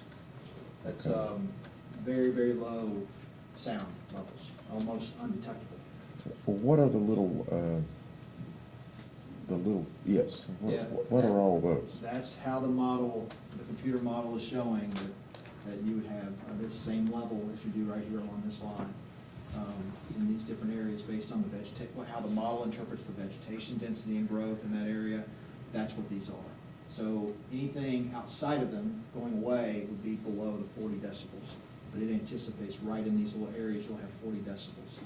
And do you have a guess as to why that occurs? I think that the model looks at these conditions of the vegetation and the tree, along with the wavelengths coming from the engines, again, all of them on concerted case. And in looking at it, it's looking at how it's traveling, it's looking at are there any structures that are impeding that wavelength, and that's how it's interpreting that model. It's just kind of curious why you have those in the very outer loop of it, but as you get closer, you don't have any of those. Why is that? I think it's because the structures are stopping them. That's why you don't have a lot of, here you have some, you could have been picking up a structure relief from the radiator itself. Also, the elevation in this is probably a little bit down in this ravine area. But you're right, most of them are further out based on vegetation growth and probably the topography and the structures that are able to stop that wavelength of sound. So is it R5? R5. Yes, ma'am. Okay, that's the receptor, and then Yes. you have the option for the land on R5, is that right? I think we have it on R7. Oh, on R7, okay. Yes, R7, yes, R7. R7, okay, I looked at it the wrong way. So, but anything that's below that 48.6 dBA, which is the design guideline, that, of the EPA as well as ANSI, their guidelines. Mhm. So we established different design dBAs based off of those guidelines. Anything outside of that, we would look at that as almost a non-detectable. It's not something we would look to acquire, based on from a noise study. But anything that was above that line, we're talking to property owners as well, just to let them, make them aware of that. And also give them the optionality if they did not want to, we would fully disclose the results of this. If they were concerned from a noise perspective, would they want to sell their properties? That's why we've been talking with them about this, so they fully understand. We want to be very good neighbors to them and explain what this is. Do you have any data from the other 25 or some locations of surrounding properties and what took place there? We do. And maybe that would need to be a confidential request? Or? It probably would, because most of the site assessment report actually looked at other facilities, but it looked at from a property valuation perspective, because we do have a significant setback compared to many of the other rice facilities that are referenced in the site assessment report. So there are some that were within 210 to 250 feet of a residence. But the report only looked at that from a property valuation, not a noise level. So you don't know if there's any information on the noise studies from the other locations? Currently not in in my testimony. Would that be something we could request? Okay, and a follow-up? Anything further, Thank you. Commissioner Stinson? Yeah, I've got one question. I noticed in this handout, this handout, Yes, sir. on page 24, you have a site evaluation criteria, Yes, sir. and it shows the criteria weight and the composite weight of the different items. Yes. Can you tell me what the difference in the criteria weight and the composite weight is? So the criteria weight, so for example, under the electrical transmission, that all three of those below it, the interconnection cost, the system upgrade cost, and the system support for the transmission system, all add up to the 25% score.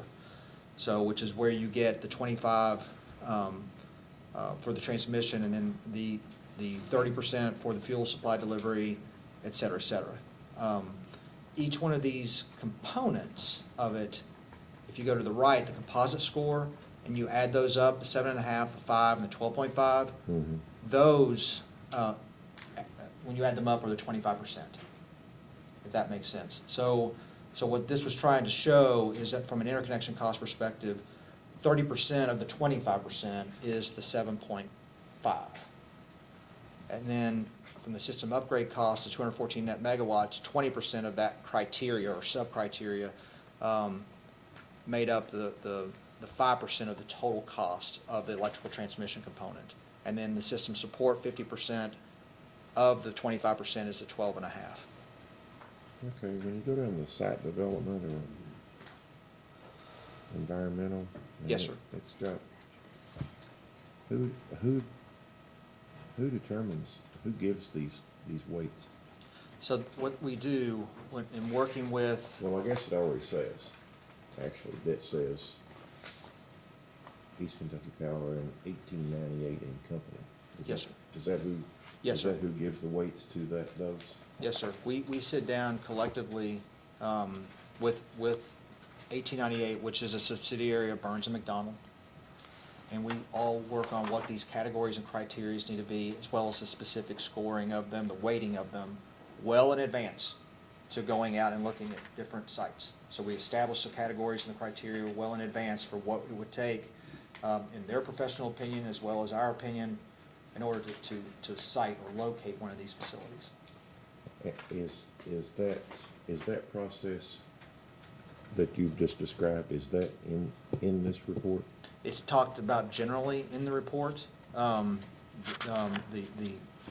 mainly like what you had just said, of us coming together and going through and looking at the site development and the environmental, the different requirements of that. But primarily what we do, Commissioner Stacy, is we will typically start with a Burns and McDonnell, what their categories are, because they have cited so many of these.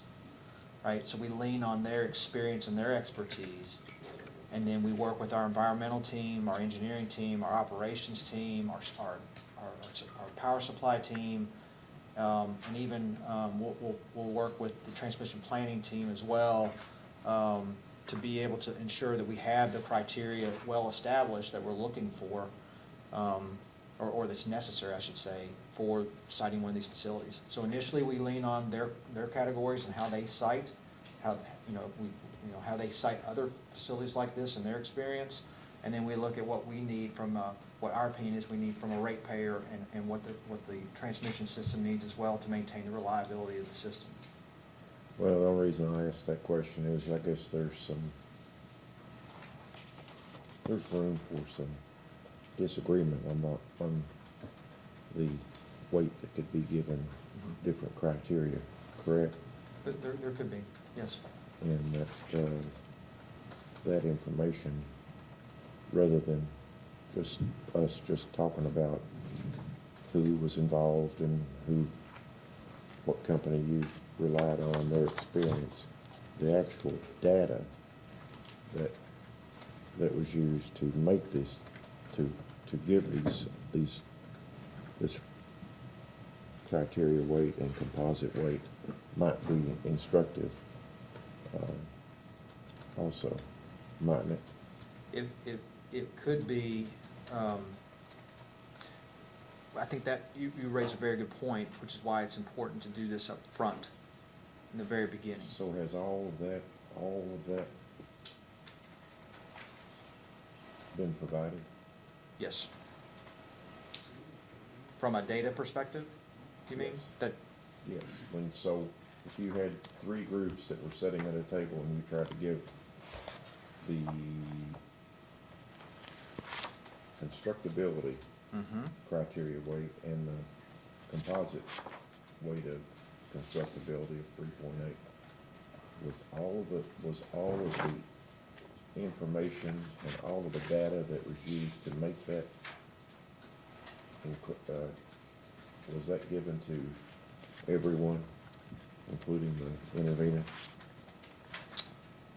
I can attest that the interpretation of each of those criteria were provided in the site assessment report for the different tables that are outlined. So for example, for each of the 20 sites, for the transmission interconnection costs, the evaluation score, total cost, for that criteria were included, as well as the interconnection information for each of the sites and the scoring detail and the opinion were all provided as part of these subsequent tables that went into the evaluation score. You'll forgive me, but are you saying that all of the information and all of the discussion and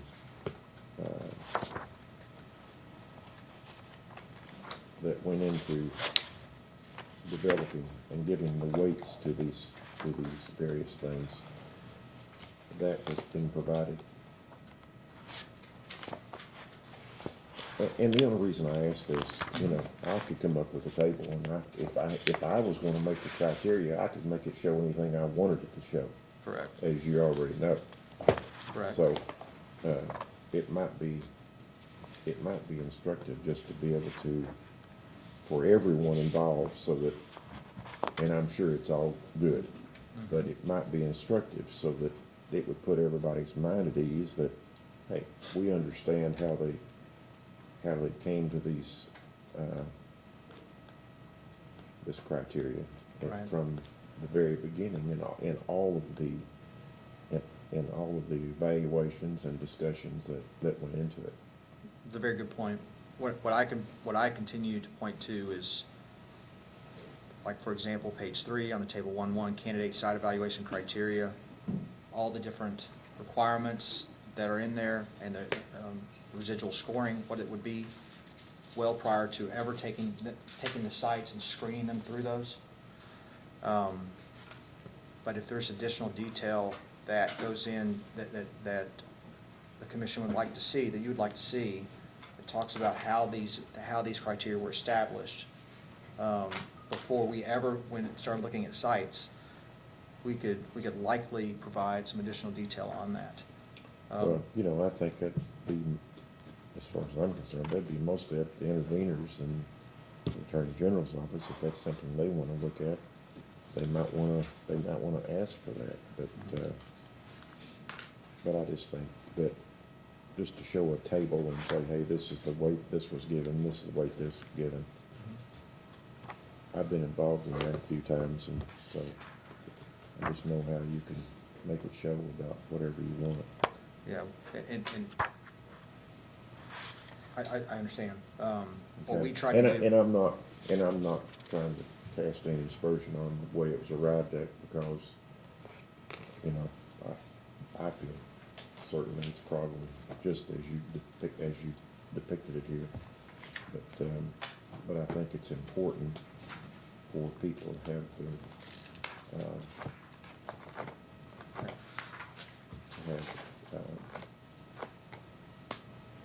to have trust in the process. Sure. That went into this. And I agree.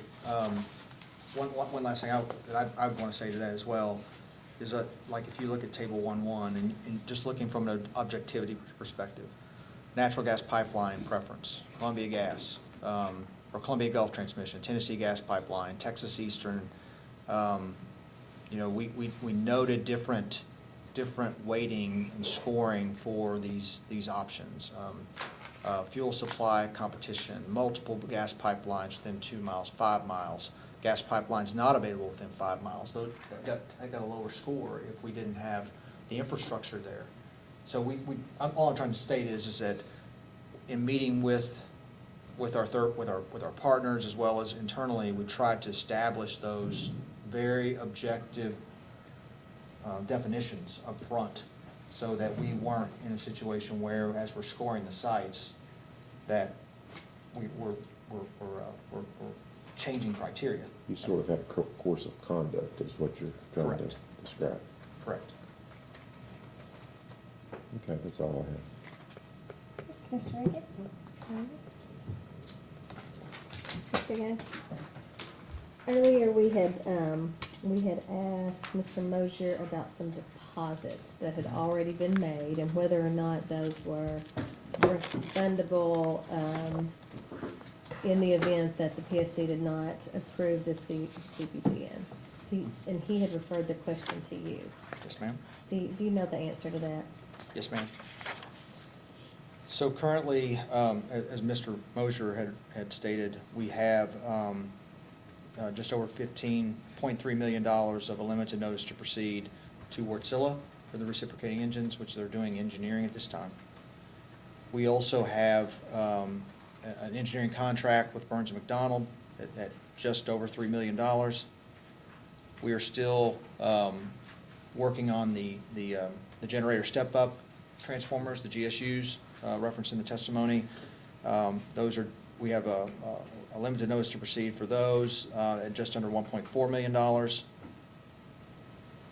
Circuit breakers, due to those being long lead time equipments as well, that limited notice to proceed is $1.494 million.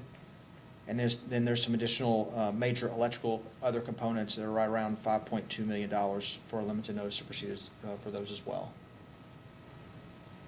And are they refundable? Yes, they are all refundable for these projects. If there are costs incurred for engineering, that would be the only thing that we would have to pay, would just be for the engineering costs. If they're damaged in any way based on costs they've incurred for engineering these units. But we are not, you are not, the ratepayers are not on responsibility for any of the materials that you would not authorize. You've just assured that they'll be available should you need them and gotten that assurance and, okay. Right, we call it getting the slots, the manufacturing slots. That's what we call it. Yes, ma'am. Okay. Thank you for that. Wärtsilä, that's a Finnish or Finlandian company? It is, it is. Sounds like a sci-fi monster or does. something. Yes. Yeah, if I could, just one other thing. I just want to clarify this. This is just for engineering. So when I say slot, there's no manufacturing that's happening right now of these units or GSUs in any way until the project is authorized. So it's just getting them ready, getting the slots, putting us down to meet our schedules. There's no manufacturing of any equipment that's happening until an order is received. Okay. So I'm sorry, go ahead. Once there would be a start to the manufacturing, and for some reason it doesn't happen, would those be refundable or not then? Once we give full notice to proceed, there are termination Clauses. Termination clauses, yes, ma'am. Okay. So did Wärtsilä patent this design? Are they the designers or the manufacturers of the 12 units or the RICE unit in general? So it's very interesting. When we went out, there are several different companies that offer reciprocating engines. And so when we went out and looked at getting an RFP in place for other units, the two that primarily stuck out from a manufacturer standpoint is MAN, or MAN, M-A-N, I call it, and Wärtsilä. Mon only has one current installation that I've not been able to confirm if it's even commercially operational at this point down in Lakeland, Florida. Very similar units. They're 20 megawatt units. They're a little bit larger. They're based off the original diesel technology from Volkswagen. They are a Volkswagen-owned company, but they've really struggled to get traction in the United States, and it really showed up whenever we were trying to go through and evaluate them versus Wärtsilä. But to answer your question directly, Wärtsilä has, from a reciprocating power generation in the United States, they have the lion's share of the market. They do have patents on their machines. It is a very proven technology that goes all the way back to when diesel engines were created. They've done have a very good track record of where they've scaled that up to a utility level, as well as they have very good reliability from a dual fuel perspective as well with diesel generation. So from when we went out and looked at which company we felt best to partner with from a reliability perspective and operability perspective, based on all those things I just stated and their market presence, which we'll show with an additional data request, they really have the market here in the United States. There are other utilities as well that even have user groups that really go back and trade very good information about how to operate these units and really help each of the other utilities to maximize the efficiency of these units. So it's a very mature technology and a very mature installation base here in the United States with Wärtsilä.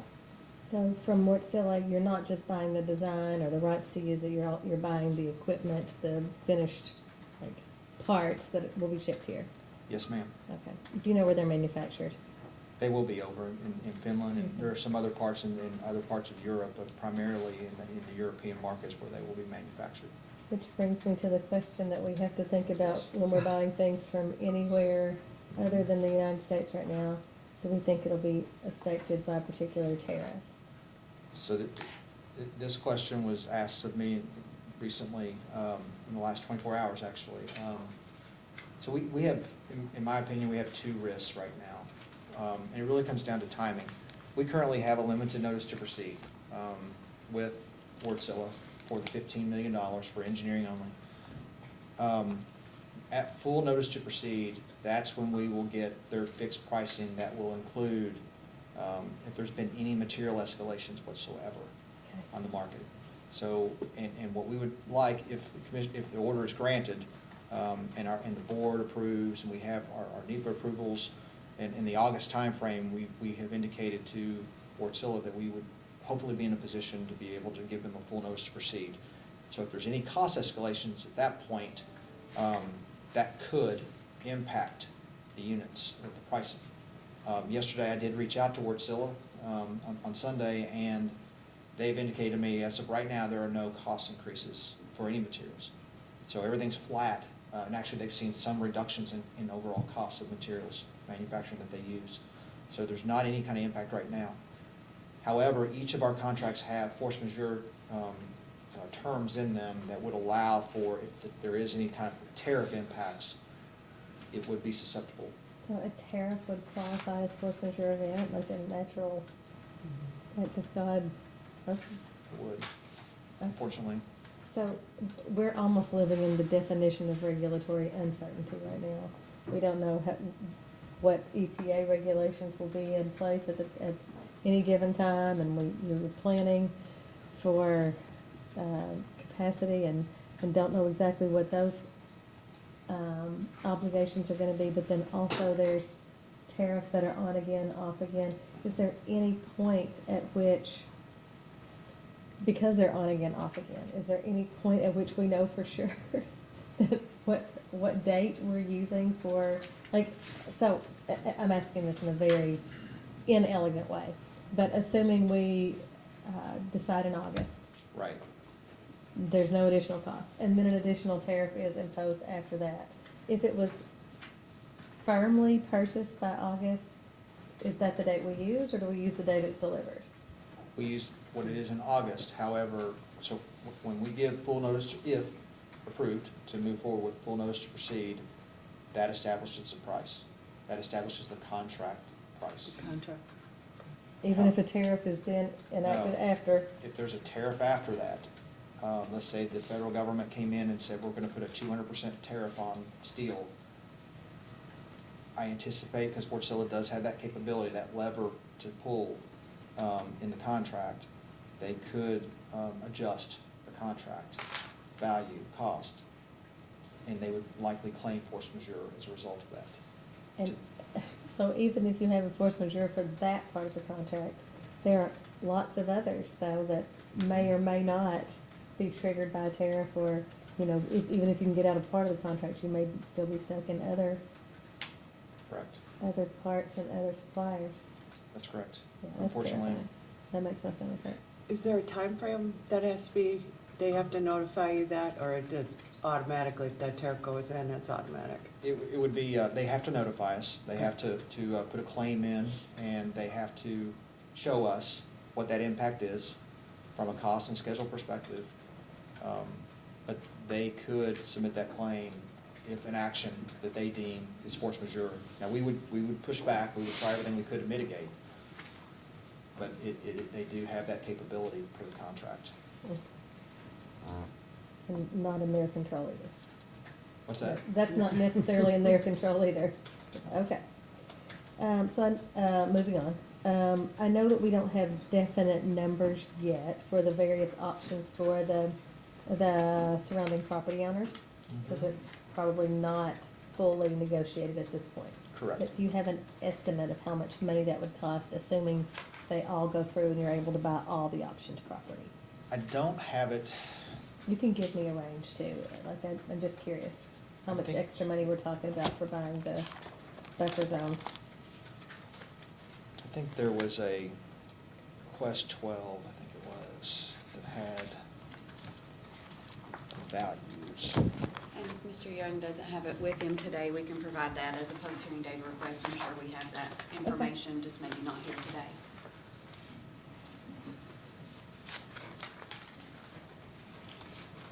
Yeah. I think I had to answer it twice, actually. Let's see real quick. If you've already answered it, and I've missed it in my reviewing the documents, I can get it. Look here.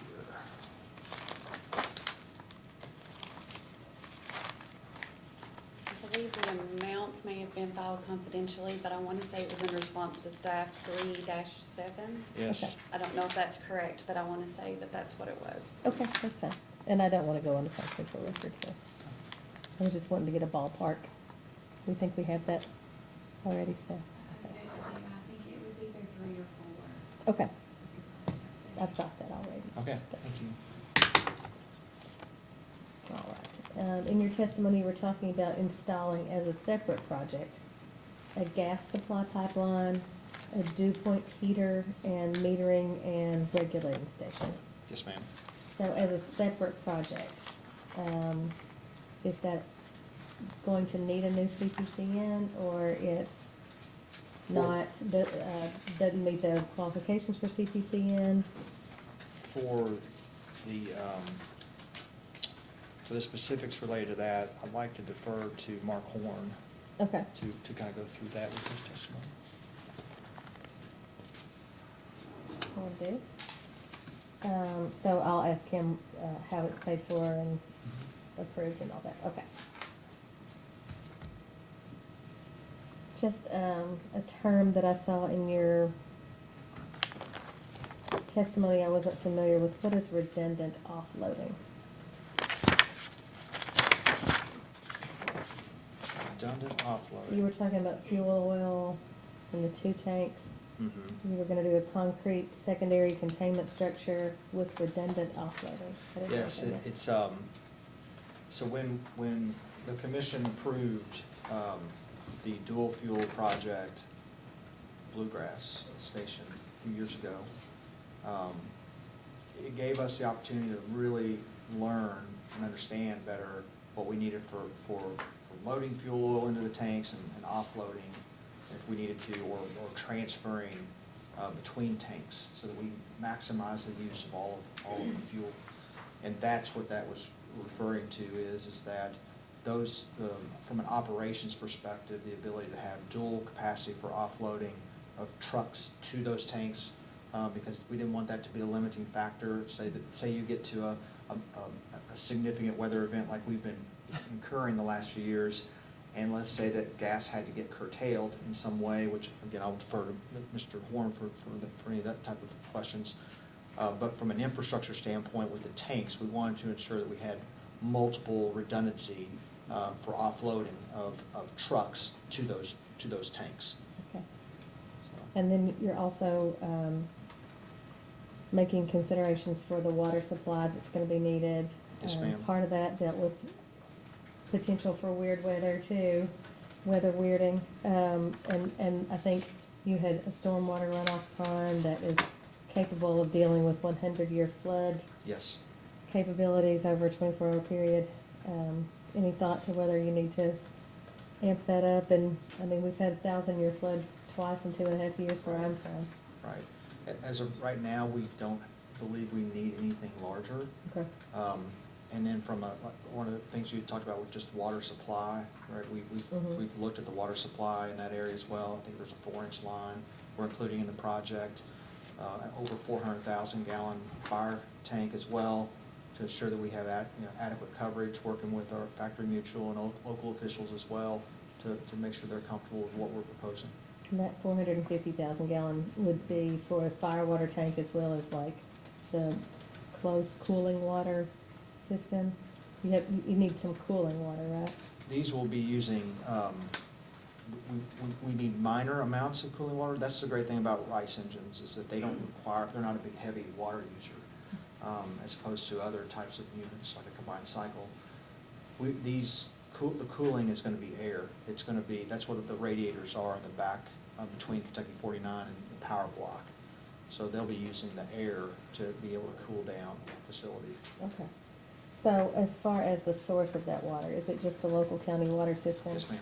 So, do you know whether that's gonna be a separate application to the PSC? Do they have to build, additional infrastructure to be able to meet that need, or is that just gonna be, you'll be an, existing industrial water customer or a new industrial water customer? So I actually,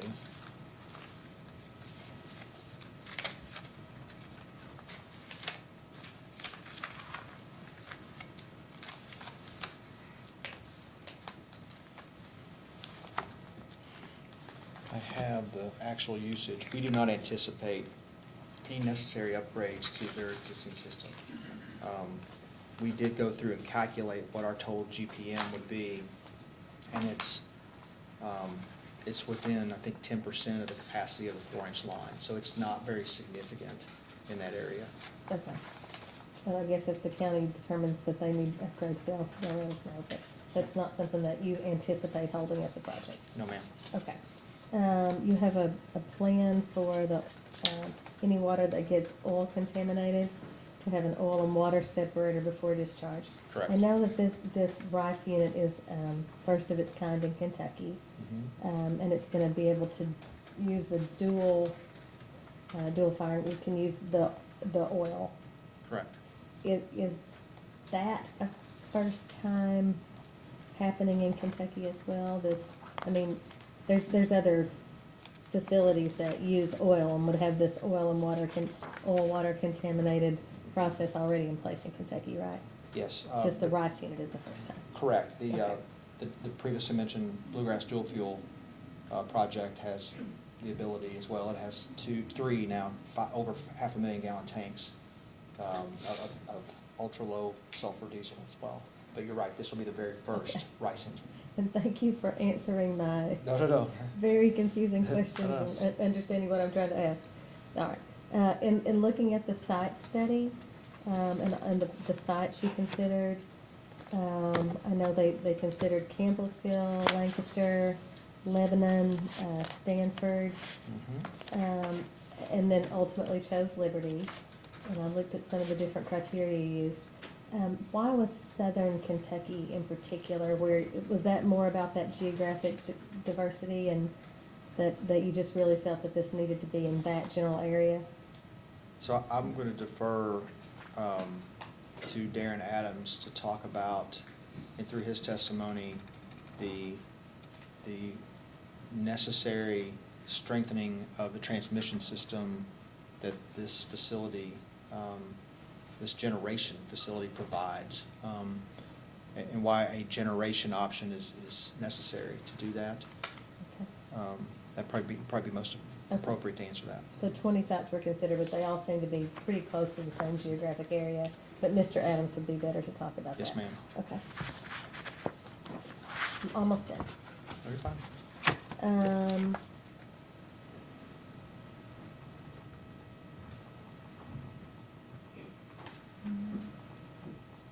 A lot of these got answered already.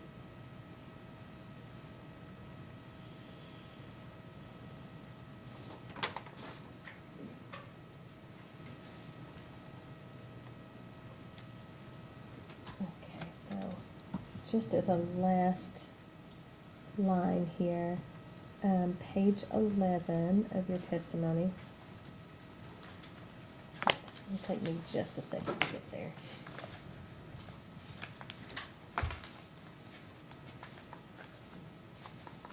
We were, in the portion sort of at the bottom of page 11, you were talking about supply chain risks and the steps that EKPC had gone through to protect your supply chain.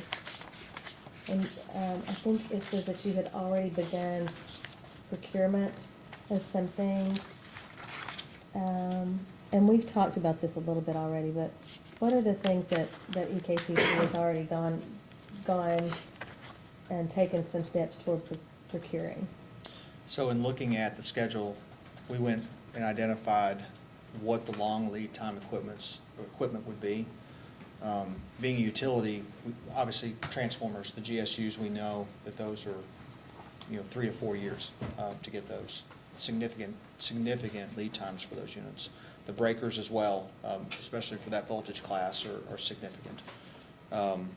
So in looking at the different types of equipment that we knew needed to be at least an arrangement or a limited notice to proceed to secure or reserve our place in the manufacturing queue and to begin the engineering and support necessary, that's when we went out to the market, went ahead and conducted RFPs for different manufacturers. Can you even meet this schedule, right? What is the cost of that? Is it firm pricing? What's the limited notice to proceed amount? Is it 10%? Is it something different, et cetera? We really focused on a limited notice to proceed of 10%.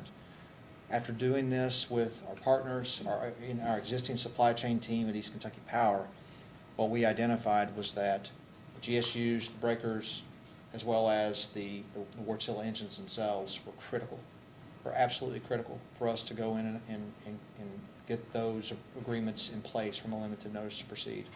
And then there were some smaller components, I think right around $5.2 million that I talked about just a few moments ago, from a limited notice to proceed perspective for some smaller types of equipment, mainly like relays, some different panels, things like that we know are really hard to get right now. But all of that are just on a limited notice to proceed, and there's no manufacturing occurring right now. But we deemed it was necessary in order to meet a 2028 commercial operation. But so for those that you deemed critical, you've at least gotten some assurance that Yes. they'll be available at the time, in your timeline when you need them? Yes, ma'am. Okay. It sounds like just a ton of moving parts. It is. Like you're working a jigsaw puzzle, but It some is. parts just keep getting up and moving. Okay. Would a different witness be better to talk to me about the interconnection queue application? I would put that with, look, if you don't mind, I'm just gonna answer a couple parts of it, but Darren Adams would be the person that I would talk to. Okay, I'm just curious where you're at in the application process. So I can, all I can provide is that, we have submitted for the PJM interconnection request. And, as of Friday, we have put in this project for the Reliability Resources Initiative, the new RRI process with PJM that would allow, they have a scoring methodology that they go through and look at our application and determine is this a dispatchable resource that we would like to accelerate? Or would be eligible to accelerate? It's not saying that in any way it would bypass your approval, that's not what I mean, but it would be a project that if the commission approved to move forward, PJM would likely be able to study it more quickly. And that's very important to us so that we can make sure to confirm the network upgrades to the transmission system and if we don't believe there are, if there are any impacts to any neighboring utilities. So, but the reason I wanted to at least tell you that is because I was involved with the initial PJM interconnection request as well as this RRI that just happened on Friday at 5 o'clock. But as far as the inner workings of where the project is in the current queue process, Mr. Adams would be able to provide much more detail. But PJM could come back and say it's not dispatchable, right? And then that would kind of. It's a dispatchable, it is dispatchable, right? But it may not be selected as a project for them to leapfrog the other projects, the other renewables or other projects inside the queue. Okay. So it really comes down to how they're evaluating those, and there's a very tight time frame for that. I want to state that we believe it's necessary that we take this option with this RRI in order to further solidify and reduce risk to get the December 2028 date. So we're not looking as a company to accelerate the project. We just would like for PJM, if Commission approves the project, we'd like PJM to look at accelerating the studies and identifying the network upgrades. It would reduce the risk of all those planned activities we have to do that are not at this site, that could be 15, 20 miles away throughout the transmission system. So I think it was in your testimony that we expected PJM to look at it in second quarter of 2026. Correct. For PJM cycle 1, and then complete it by the end of 2027. But with this RRI that just happened this past Friday, they could accelerate that. They could, and for Okay. more details, I would defer that to Mr. Adams. All right. Doug, any further questions? Another small question. What are the sizes of the gas lines that are there that you're going to be I using? I actually do not know. That's a very good question. I can't believe I don't know what they are. I've been so focused on what our gas lines that we were proposing to be, I have to defer that to Mr. Mark Horn. What is the size of line that you're proposing to run? Is it from Texas Gas? It would be from TC Energy. Okay. So- What's the size of the line you're running into your, what do you call it? The Rice engine, or from the MMR, or the,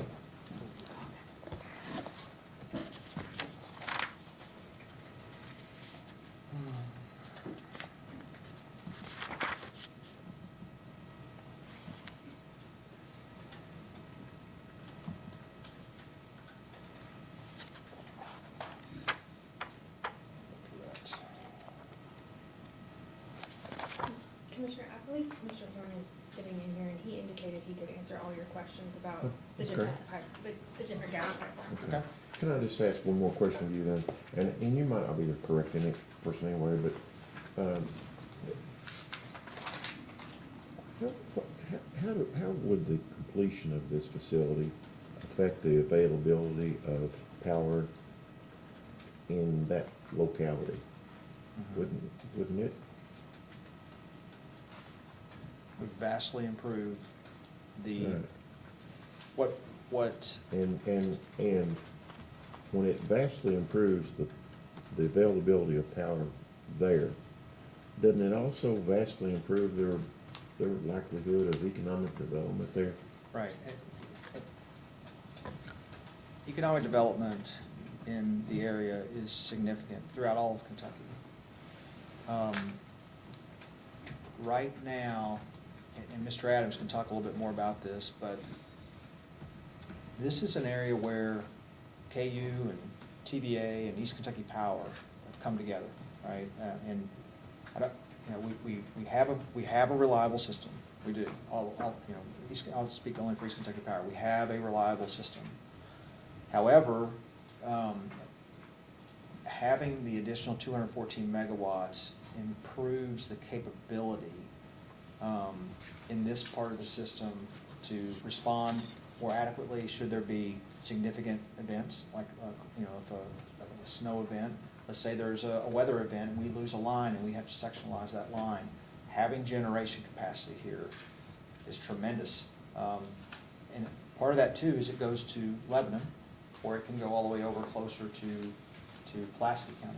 So that 161 line really is a west-east, I don't want to say, it's a main transmission line. But also how we interact with those other utilities, having that kind of generation in this location, as well as the load pocket from an economic development standpoint that's getting bigger and bigger around it, this really helps. The other thing that it really provides additional reliability and operability for is the intermittent infusion of solar.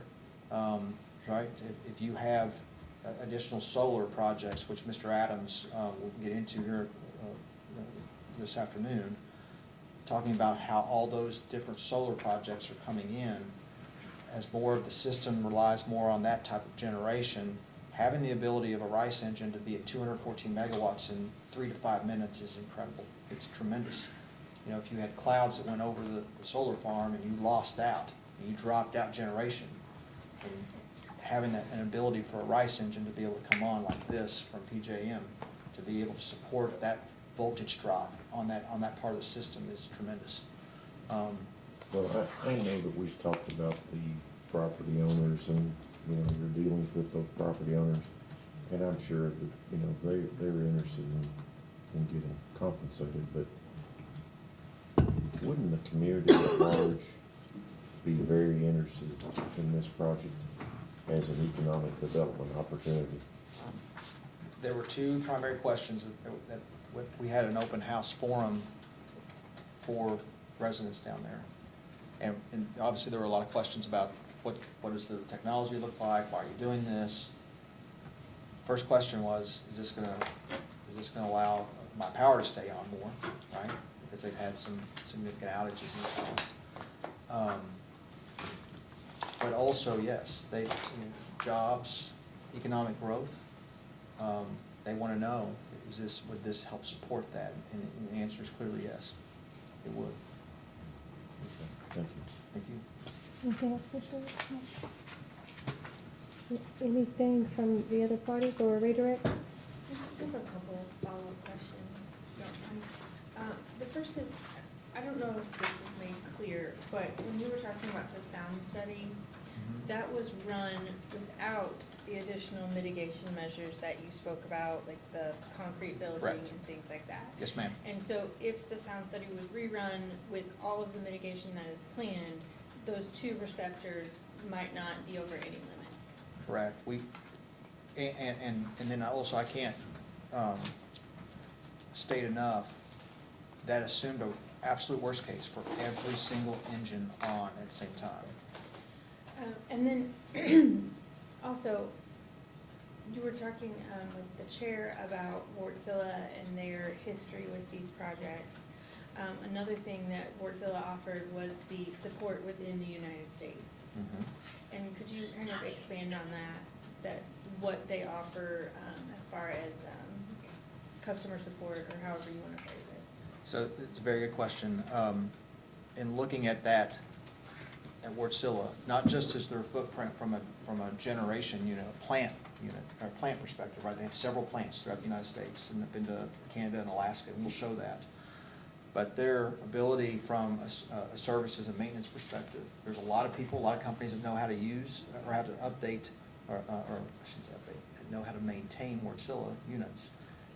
Wartzilla also has a significant amount of infrastructure here as well for doing quick turnarounds on the different components, having people there, these long-term service agreements that they have in place. They have to have that in the United States due to this large footprint they have in all these different units. And all of us are charged with maintaining, serving the load, but also maintaining these units in the proper way so that they're constantly available when necessary. So having Wartsila's, that whole build-out of their network here in the United States to support the operations and maintenance was definitely a key factor as well. And that was all I had to follow up on, thank you. Okay. Could I ask one more? Would any of those maintenance teams be on site in Kentucky? Or are they just kind of somewhere central and they can be dispatched if needed? They're more of a hub and spoke. They Hub and have spoke, different okay. hubs around the United States, and then they go out to the different projects from there. Thank you. Thank you. Okay. Anything further for this witness? Just the copies of the SAR we handed out for reference, that does contain some confidential information, and so we would just ask that that not, the redacted version is in the public record, and so we would just ask that that not be placed in the public record of the hearing today. Notice we're not placing this in the public record, if we have a copy of it. Do you want these back? Yeah, would it be a better idea? Would you to- rather have them back? You all can keep that, I mean, the commission has the unredacted version as well, like on your all system, that's just. Don't leave it lying at the bus stop. Yeah. Yes. All right. Thank you. Any reason why this witness may not be excused? All right, you're Thank you. excused, sir. Thank you all. Appreciate it. Thank you. Now, it looks like a really good time for lunch. And as I mentioned previously, we have a big order to look at that's just gotten ready for us.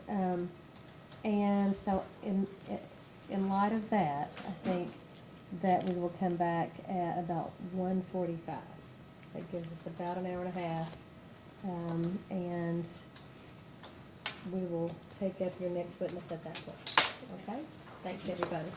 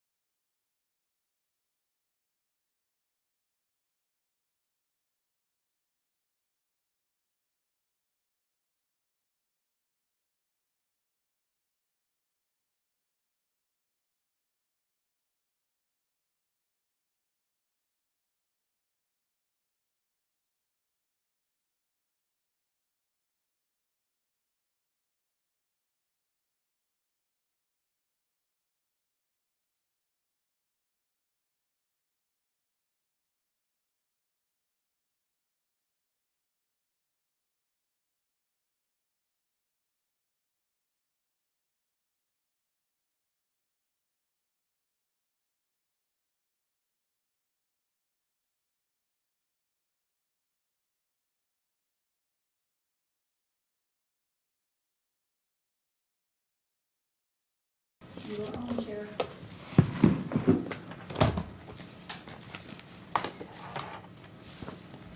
Okay. Good afternoon, we are back on the record in case number 2024-00310, electronic application of East Kentucky Power Cooperative for a certificate of public convenience and necessity to construct a new generation resource.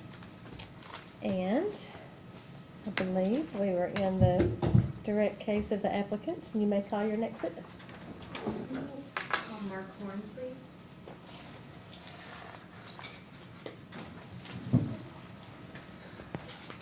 Mr. Horn, raise your right hand to be sworn. Do you swear or affirm the testimony you're about to give is true and correct under penalty of perjury? I do.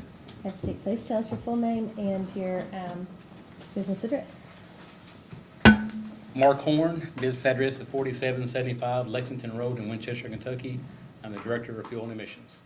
Counsel? And Mr. Horn, you did not file a written testimony, but you have responded to data request responses in this matter. Yes. And I know because we talked previously, but you do have an update to one of the responses. It's really one that was mislabeled as you were the respondent, but it was actually Ms. Tucker. That's correct. And that was, I know it's number 38, but now I've forgotten which set, I'm sorry. Data request 3, joint interveners. Joint interveners 338 was mislabeled as your response, but it should actually be Ms. Tucker's, and she will be adopting that later on this afternoon. Yes. And then on the next response, the joint interveners 339 was the one that was supposed to be you, and it was mislabeled as Ms. Tucker. Actually, it should be both. Oh, it should be both. Yes. Okay. So you are also adopting the response of joint interveners 339. Yes. Okay. And other than that, do you have any other revisions or edits or anything to any of your responses? No, I do not. And is your intent to have all of those responses incorporated into the record of this proceeding today? Yes. And I do not have any other questions. I know some questions were referred to Mr. Horn. Would you like him to answer those first, or just go I through? think we can just ask them. Thank you. Mr. West? I have no questions for this witness. None, Your Honor. Nuclear? Joint interveners? I think you may have just saved yourself a whole bunch of time, but I want to be clear. My name's Byron Gary, on behalf of the Joint Interveners, Kentuckians for the Commonwealth and Mountain Association. Just a moment ago, I heard you are listed as the witness on response to our third set of data requests, number 38, and that is a series of questions dealing with the PJM long-term load forecasts, right? Okay, but you're not the right person to ask about that now. You're correct. Okay, okay, that did save you a few. I just have a couple of quick questions then. In response to staff second set, number 38, there's mention of a gas chromatograph that's going in with the pipeline. Can you tell me a little bit more about that? Well, that equipment will be part of the pipeline company's expansion project. So the interconnect is their project, the extension is their project, and so is the M&R station, metering and regulating station that will contain the gas chromatograph. So that would be their equipment on their project. Okay. What is the purpose of the gas chromatograph? Measuring gas quality would be my understanding. Okay, so they're measuring the pipeline. That's not like an air gas chromatograph. That's correct. Okay. That's all I needed to clarify on that. And then with regard to the pipeline, my understanding is there's not going to be, so the pipeline company is handling all of the construction related to anything needed there, correct? That's correct. Okay. Has construction begun No. yet? No. Okay. That's all I have. Thank you. Okay. Sierra? No questions for this witness, Your Honor? Staff? That's no question for this witness. Mr. Cecil? Thank you, very good. No, I don't think so. Thank you. Nor do I. Any reason why this witness couldn't be excused? So you're excused. Thank you. Counsel, when you're ready, call your next witness. We call Jerry Pervis to the stand.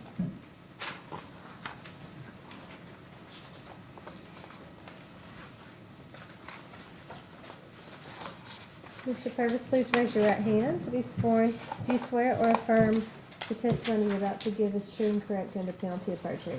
Yes, ma'am. All right, please have a seat, tell us your full name and your business address. My name is Jerry B. Pervis, 4775 Lexington Road, Winchester, Kentucky. Council. And what is your title with East Kentucky Power? I'm the Vice President of Environmental Affairs. And did you file testimony in responses to data requests in the record of this proceeding? Yes, ma'am. Do you have any additions or corrections or anything to make to any of those documents? No, ma'am. If I were to ask you those same questions today, would your responses be the same? Yes, ma'am. And is it your desire and intent to incorporate those into the record of this proceeding? Absolutely. The witness is available for cross. Mr. West? Yes, how are you doing? Good. How are you doing? Good.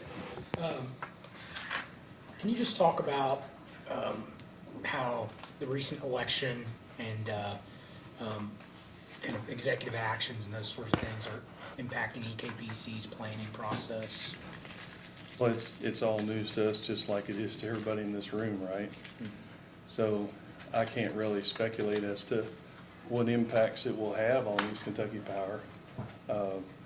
Right now, it's just all headlines and conjectures, like what you read in the newspaper. But until the EPA goes through formal rulemaking, I really can't make any characterizations or speculate as to what those impacts would be. Okay. But you follow it very closely, I guess. Oh, absolutely. And so you're aware of the flurry of executive orders that, not executive orders, but more press releases that went out from the EPA administrator last week. Yeah, executive orders, 32 rules that they're looking into, of course. Okay.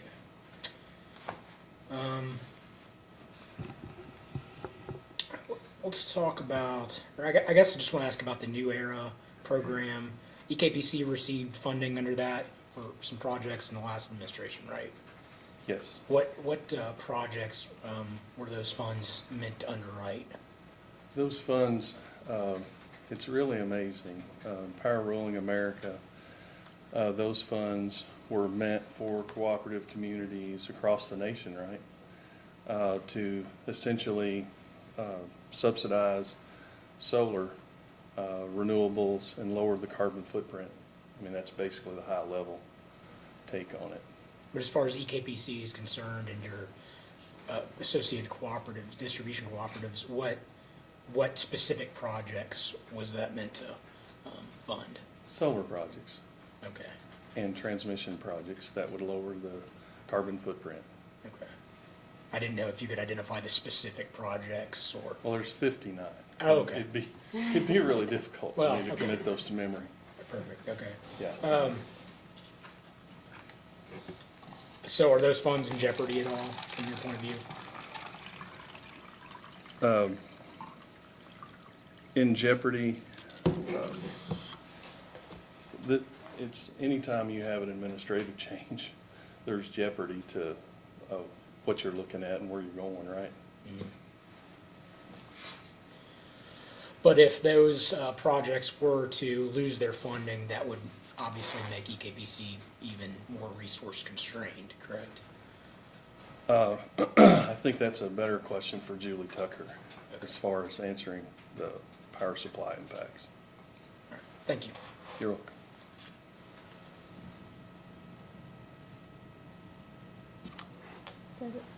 No questions, Your Honor. And joint interveners? Thank you very much, Your Honor. Good afternoon, Mr. Pervis. How are you? Good afternoon. You've been here all morning already, so you've heard me introduce myself a few times, but for the record, my name is Byron Gary. I am counsel for KFTC and Mountain Association. And again, as I explained to other witnesses, if you don't understand me, it's probably on my end, or if I'm not speaking clearly, just let me know. So your role at EKPC is overseeing environmental compliance generally? Yes. Okay. And just briefly, your background, you have a degree actually in chemistry and chemical engineering, right? That's correct. Okay. And then an MBA? Yes. And then after that, 30 years with EKPC, so you've been doing this for a bit. I'm an old guy, yes. Not what I meant, I'm sorry. I've been doing it for a bit too.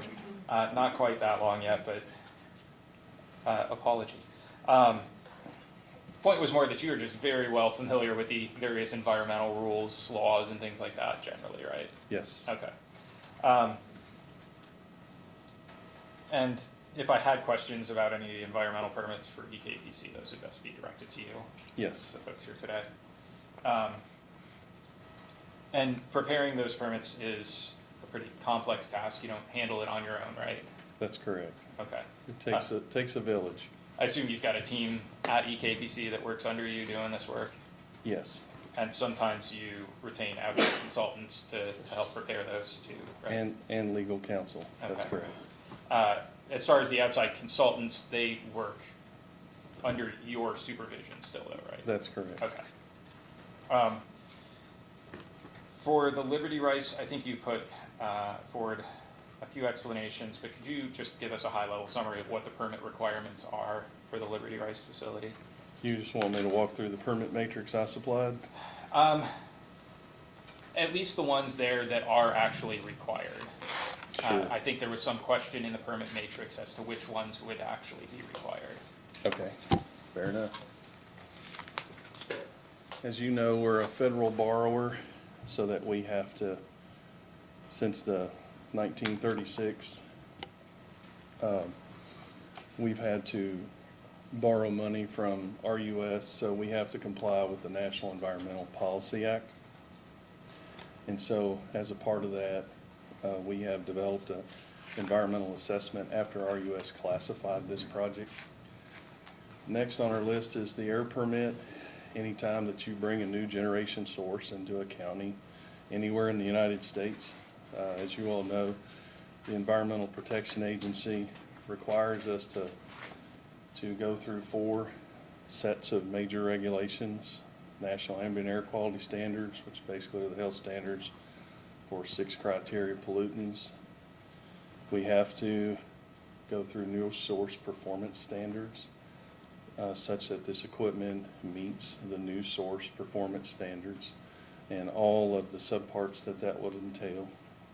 Additionally, we have to look at new source review.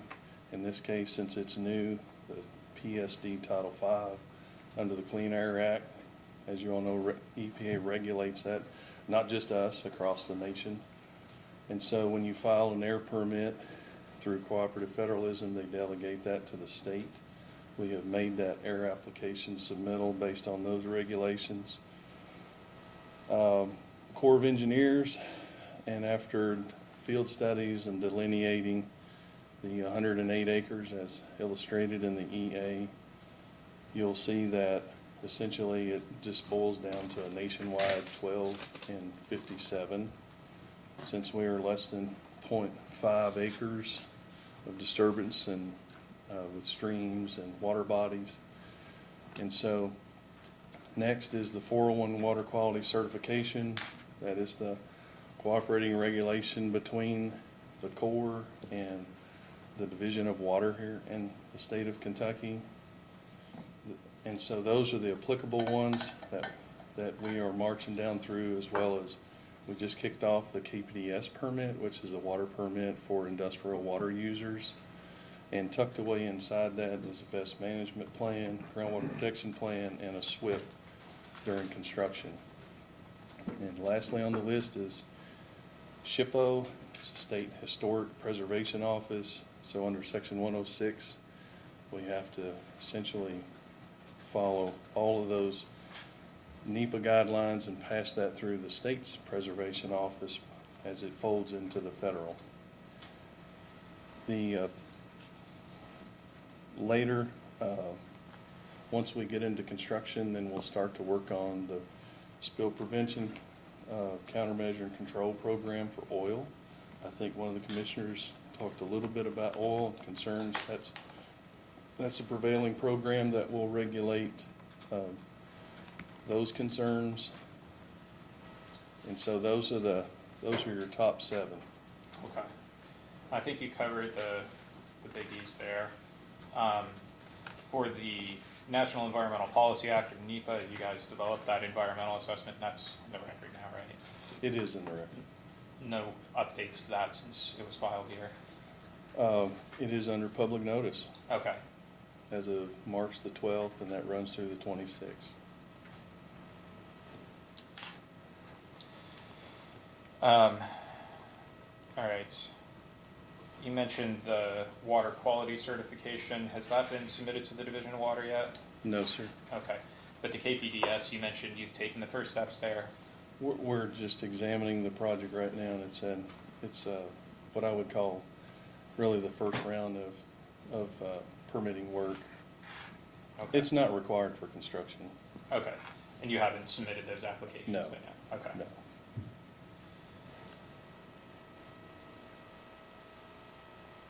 All right. Returning to the air permit, you did submit a Title V/PSD permit application, right? Correct, September Okay. 2024. And those are two different provisions of the Clean Air Act, right? There's Title V and then PSD, or Prevention of Significant Deterioration. Correct. Okay. And Title V is a major source operating permit. That's what you need to operate the plant. And the PSD is new source review, but sort of a construction permit, right? That's right. Okay.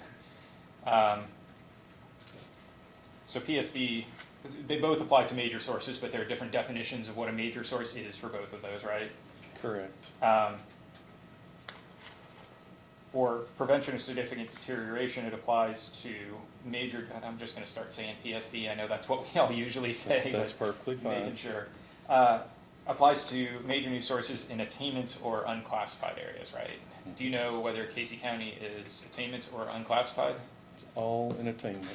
Okay. So those are areas with air that currently meets those national ambient air quality standards. That's which you correct. mentioned earlier. Meets it or is below. Meets or below, yeah, meets those standards.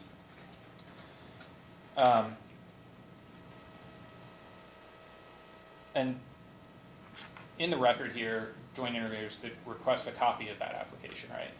They did. A couple times. They did. Okay. And your response in 3-34A was to suggest that we submit a Freedom of Information Act or an open records request, right? Yeah. Which means that you can request one and have it in 5 to 7 days or faster, or even look on the website. But it's not up on the website, is it? I'm not sure. I submitted it. I don't really Okay. keep up with that. If I told you they don't post the applications on the website, would you believe me? I'm not sure that I need to agree with you. That's or fine. or disagree. In other words, I'm not up to date with the air applications and their posted since I'm the person posting it Gotcha. or submitting. But it, you're not, excuse me. you can't point me to anywhere where that's publicly available. I did actually in my testimony and my response. And that is, I pointed you to the Division for Freedom of Information. okay, so it's not publicly posted now anywhere that you're aware of. It's only because I haven't looked. All right.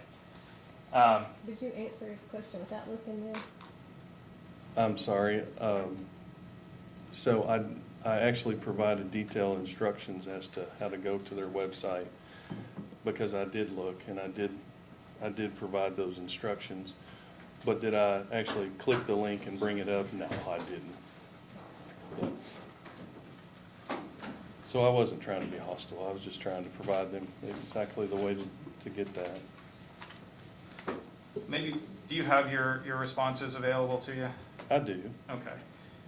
Could we pull up Joint Intervenor 3-34? Sure, hold on just a second.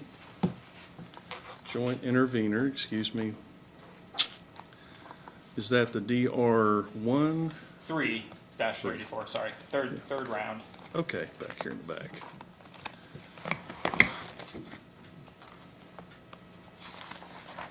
Which number? 34. 34. DR3. Hold on a second. Okay, I see it. Okay. And could you just read the response to Part A there? Yes, please request, just like I've represented verbally, the Division of Air Quality, Michael Kennedy, Freedom of Information to acquire the permit application. An email to the director may be sufficient, or view the permit application from KDAQ's website at and I gave the link. Okay. And I'm gonna bring that up real quick, just for convenience sake here.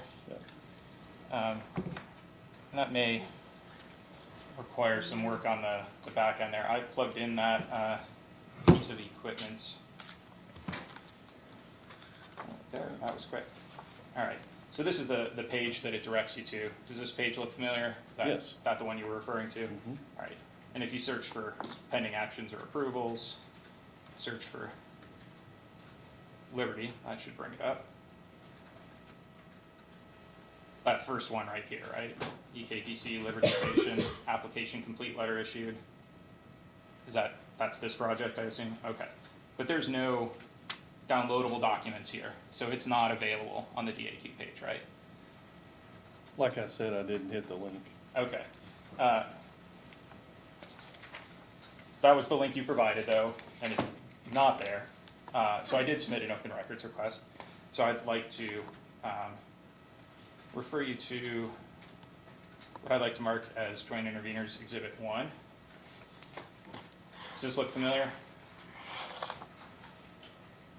If you don't mind, scroll Yeah. down so I can, Absolutely. Let's see if I can make it a little bigger here, too. that's my signature, and yes. Okay. So this is that Title V PSD application, right? So you were able to get it? Through an open records request. Okay. Yeah. But it's not on the webpage. And you recognize this because that's your signature. You submitted this application, right? Mm-hmm. Absolutely. Okay. And, you know, it's 433 pages, so without skimming through all of it there, to the best of your knowledge, this appears to be a true and accurate copy. That's just the cover letter.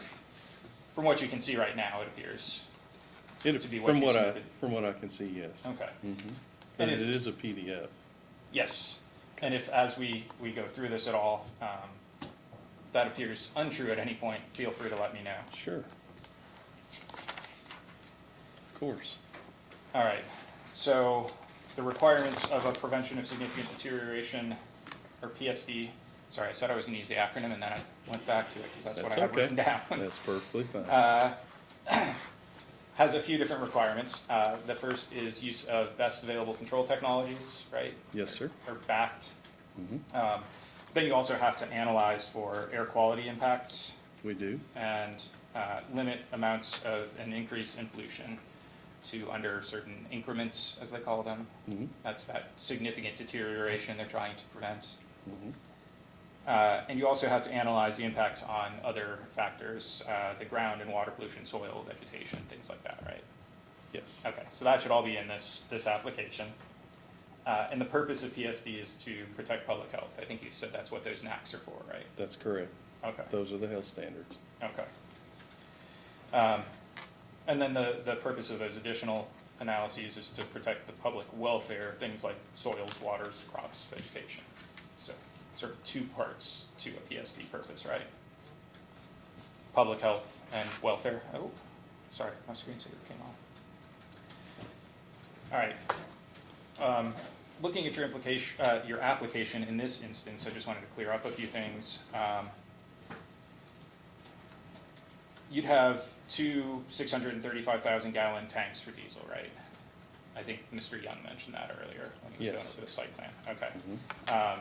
And that's enough for 72 hours of operation on site. Sounds right. Okay. And just going ahead in this application, let me know if I need to zoom in at any point. But looking at, let's see, page 3.5, that's PDF 36. So this is page 3.5. And your honors, this is in the record. It was in response to staff 4-4, if that makes it easier for you all to pull up. Aha. It's in the record. Yeah, it's in DR4.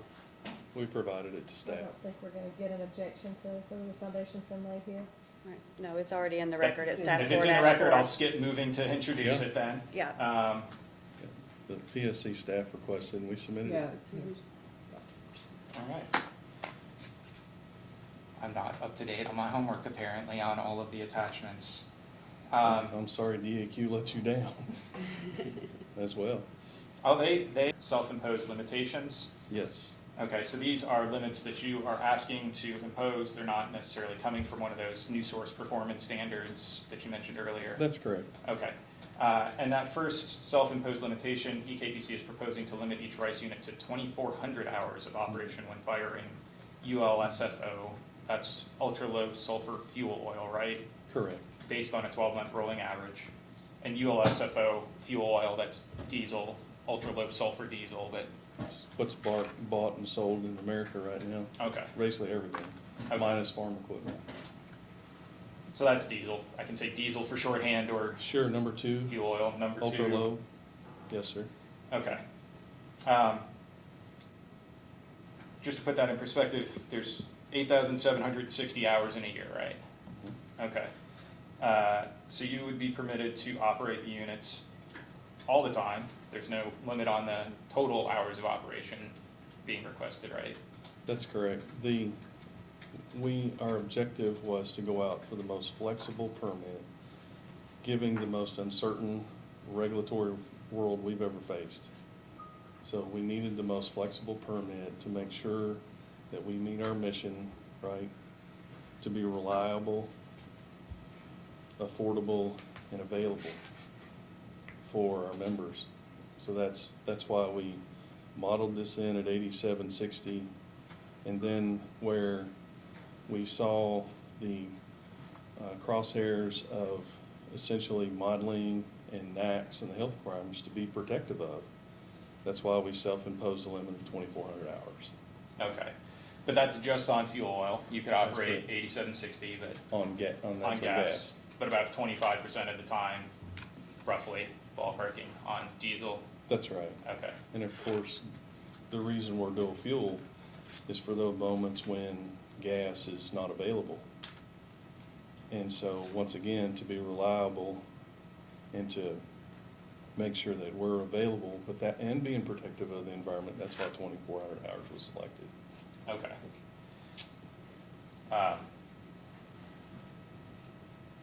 And that diesel is delivered by tanker truck, right? Correct. To that facility, or would be Would delivered be. by?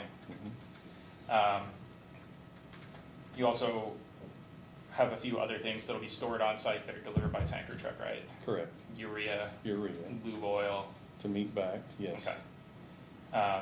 Also various parts, and as we, I'll skip that because I remember that was on confidential, but various other things being delivered by truck to that site. And I think you even analyzed the number of trucks it would take to supply that much fuel oil as part of your application. Do you recall that? I don't recall the exact number, but I recall modeling it in and it passing the NAC standards Okay. for paved roads. Apologize, I did not mark what PEF page this is, but I think page 216 of the application.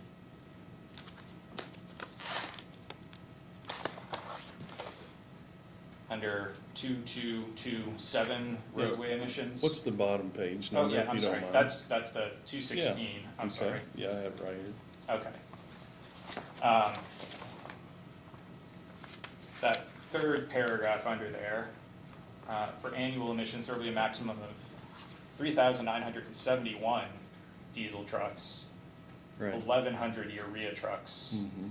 and 365 additional lube oil trucks. So Yes. that's more than 5,000 trucks coming to the site, potentially permitted Yeah, under this application. that also assumes 8760 hours worth of use or 100% capacity factor, which, when you're permitting under those 4 different areas for EPA, we're required to model the max potential to emit. So if we run less, then we'll have a lot less trucks. And I think I'll defer to power supply, but we are not even, there's no unit in the country that we own or any technology that runs 100% of the time, including the cars we drive.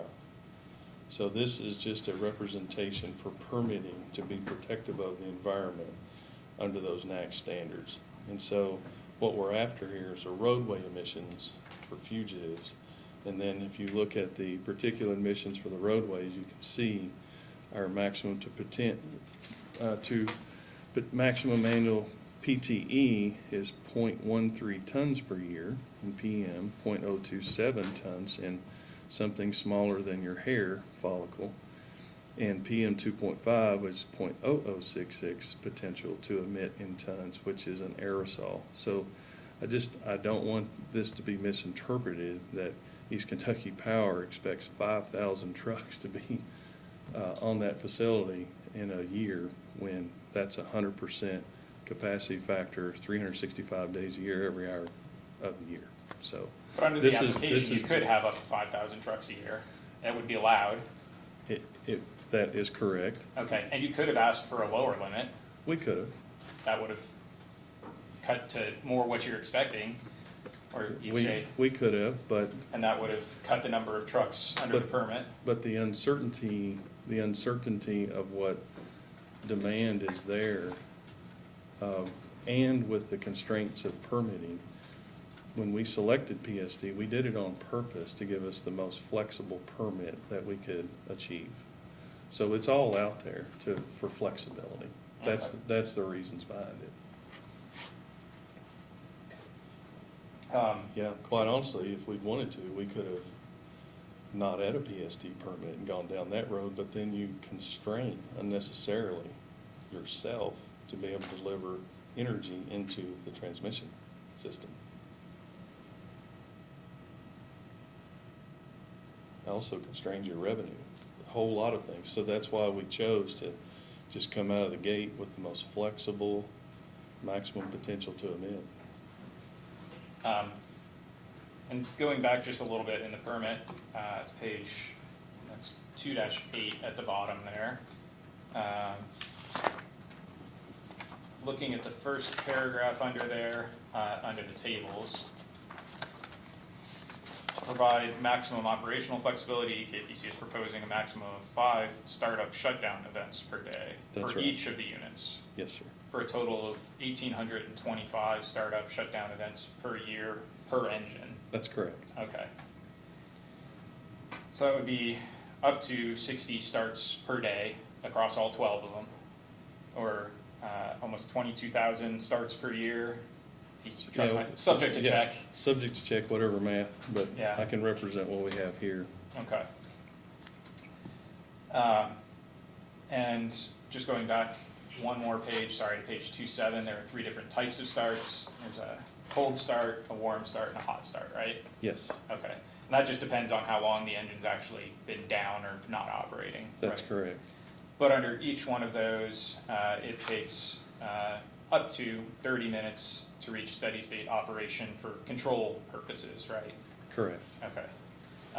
And for control purposes, making sure that the control technology installed, the selective catalytic reduction and the Ox cap. aux caps they have to be up to a certain temperature That's before they right. start working, right? That's right.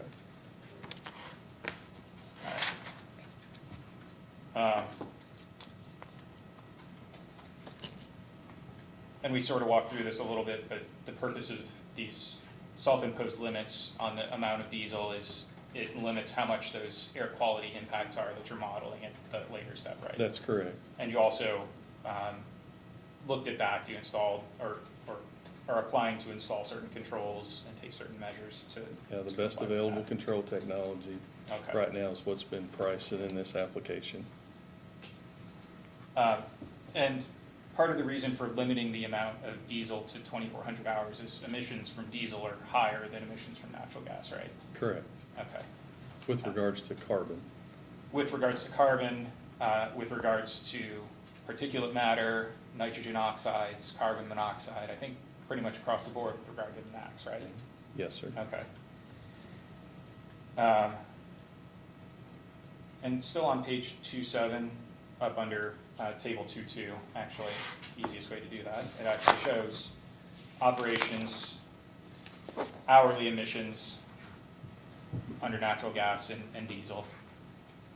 And just looking across there real quick for PM, it's 3.88 pounds per hour per unit, I assume this is, right? In section 2.2? Table 2.2, sorry. Oh. Still on page 2.7. Oh, I'm sorry. Table 2.2. Sorry, I may have misspoken, that's. No. That's Yes. steady state hourly emissions from Wartsville or Rice. That's pounds per hour per unit, right? Pounds per hour at load At load. by fuel. Various loads by fuel. Yep. All right. And for each of those pollutants, looks like diesel is dirtier, right? Has more of PM, NOx, CO, and VOCs. Okay. So the self-imposed limits result in lower permitted potential emissions from the facility, which are then put into the modeling, right? Well, that, and, you know, you also have to ask yourself, how often is gas not gonna be available? You know, there has to be a limit somewhere, right? And so you just have to, there's a lot of factors that go into this. Okay. Yep. You can look at 212 if you just wanna see an emissions summary. I think I'm getting there. I wanted to ask about the starts and stops again real quick, because those are on Sure. that next page. I'm sorry, I'm skipping around a little bit. That's all right. But on that next page, you've got emissions during startup. That's, I assume, per unit, per each start, at cold, warm, or hot, right? And just comparing what's in table 2.3, say, that's for natural gas, emissions of NOx from a cold start, pounds per startup, are higher than the steady state, even at 100%. Yeah, tables 2.3 Substantially. through 2.5 provide the emissions of startup and shutdown events provided by the manufacturer. Okay. So this is all from the manufacturer. Okay. And emissions for NOx, just that first one, those starts can take up to 30 minutes, so the catalyst isn't hot enough yet. So in those first 30 minutes, 5 times a day, you're emitting 20 pounds per unit per start, which is substantially higher than the 3.19 steady state hourly emissions, right? Yeah, any startup of any equipment, usually its combustion has higher startup emissions than steady state. Okay. Just in general. All right, and NOx, each of these actually is one of those regulated NACS pollutants or criteria pollutants, same thing. Sure. And those are there for health standards, right? Correct. And I keep saying NOx, I don't think we've actually said what is NOx? What's that short for me? Nitrous oxide. Okay, Nitrous oxides. oxides, yeah, okay. NO2, NO3. And it's kind of a bluish colored gas as I understand it. Is that right? That's not what I recollect. Okay. Mm-mm. It's Or no, I'm sorry. It's odorless and clear. Okay, odorless and clear, but it does have health effects, including asthma attacks, hospitalizations, emergency room visits if you inhale too much potentially.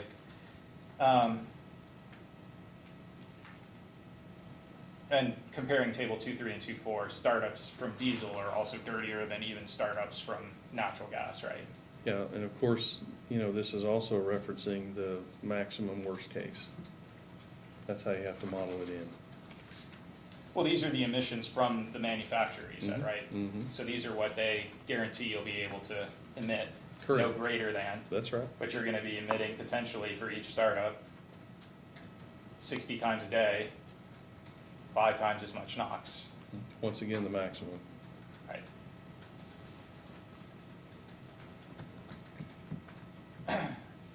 And then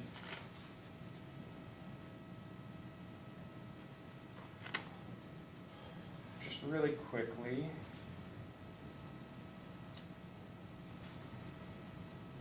apologies, my notes are not in as good a shape as they should have been.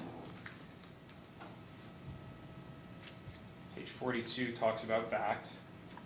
Oh no, I'm sorry, I skipped ahead.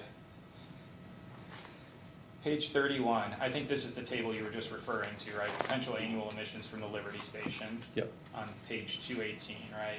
Yep. Okay, Based in the maximum potential to emit. okay. Key point.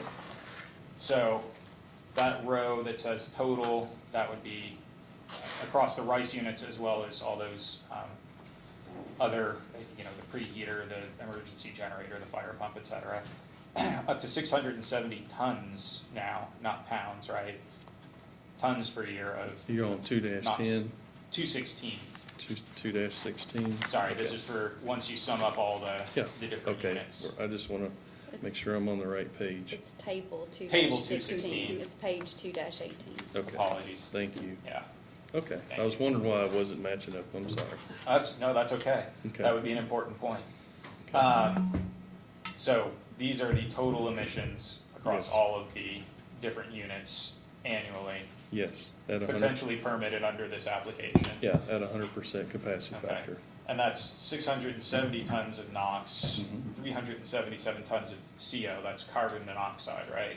Yes. 294 tons of VOC, or volatile organic compounds. Mhm. Looks like less emissions of SO2.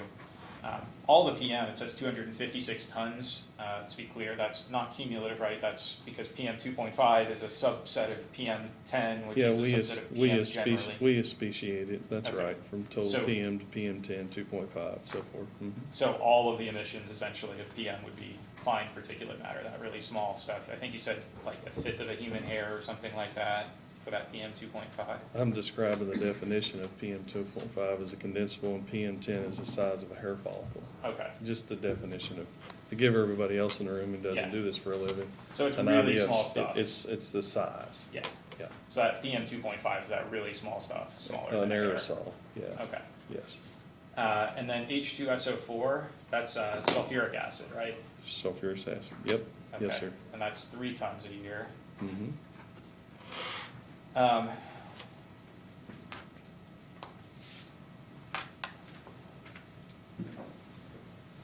And then all of these potential to emit are put into your model, and you model what the concentration in the ambient air around the facility could be under those potential emission scenarios. Yeah, just one correction, they're not put into my model. Sorry, they're put into a model by They're your put in- consultant. They're put into a model designated by EPA. Okay, And then we run that modeling for class 1, class 2 areas for the federal land managers and EPA, and then post the results. And you cannot permit anything in this country, in any county, unless it passes NAAQS. okay, They will not allow you to go above NAAQS. And so the successful model run, EPA's model, Air Mod, CalPUF, whatever it is, you have to be successful. There's no need to submit an application. And we were successful. okay.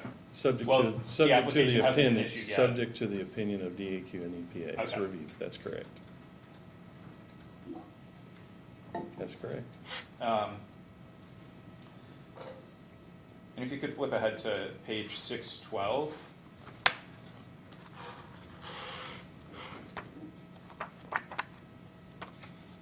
These are those modeling results, right? Once you get there, sorry, I have to slow down. Sure. Okay, and there's a few highlights on the page here. To be clear, I didn't add those highlights, right? Those were there already? Those were there. Okay, Mhm. and those are the maximum concentrations potentially of those different emissions under Yes. different operating scenarios? Under different exhaust configurations, correct. Okay, and load as well, right? Yeah. Yes, and we're very transparent. Okay, so even at the lower load here, it looks like 40% emissions, or not emissions, but the concentrations actually could end up being higher. That's correct. Okay, And 40% could be at or below the temperatures, right, for an SCR. That's what we're representing. okay, so it's because the SCR, if you run at lower capacity factors, You have to wouldn't hit be the- you have- operating as efficiently? To make the SCR work, you have to be at temperature. And so these highlights, not to be misrepresented at all, it's clearly transparent with the technology, is to show DAQ, EPA in the world, and anybody that has in the public, including those who are in here today, is that we want to be very clear at 40% that that's how it works. That's just how an SCR works.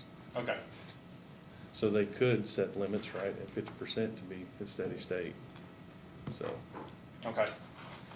But even at 50%, the line right above those first set of highlights, emissions are higher than at 100%, right? but that's just the way. Or not emissions, I'm sorry, concentrations, I keep misspeaking. Yeah. Okay. I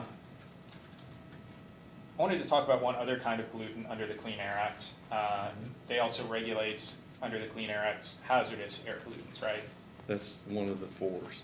Okay. And those, for paths, correct, okay, and those are different from these criteria pollutants, right? correct. Okay. Those are regulated under the National Emission Standards for Hazardous Air Pollutants, or NESHAPs, Mhm. right? Yes, sir. Okay. The proposed facility will have HAP emissions too.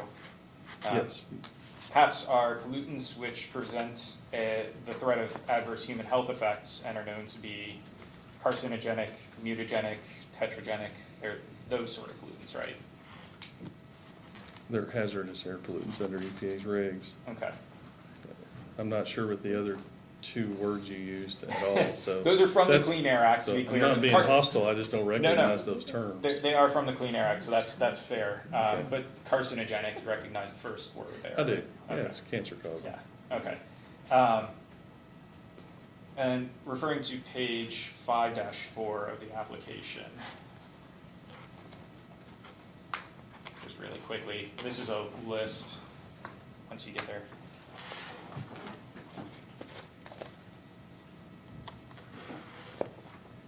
It's not table 5-4, is No, it? sorry, page 5-4. Oh, Sorry.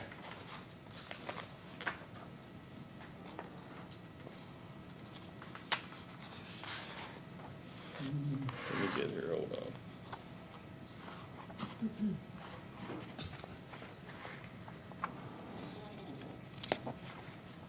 Yeah.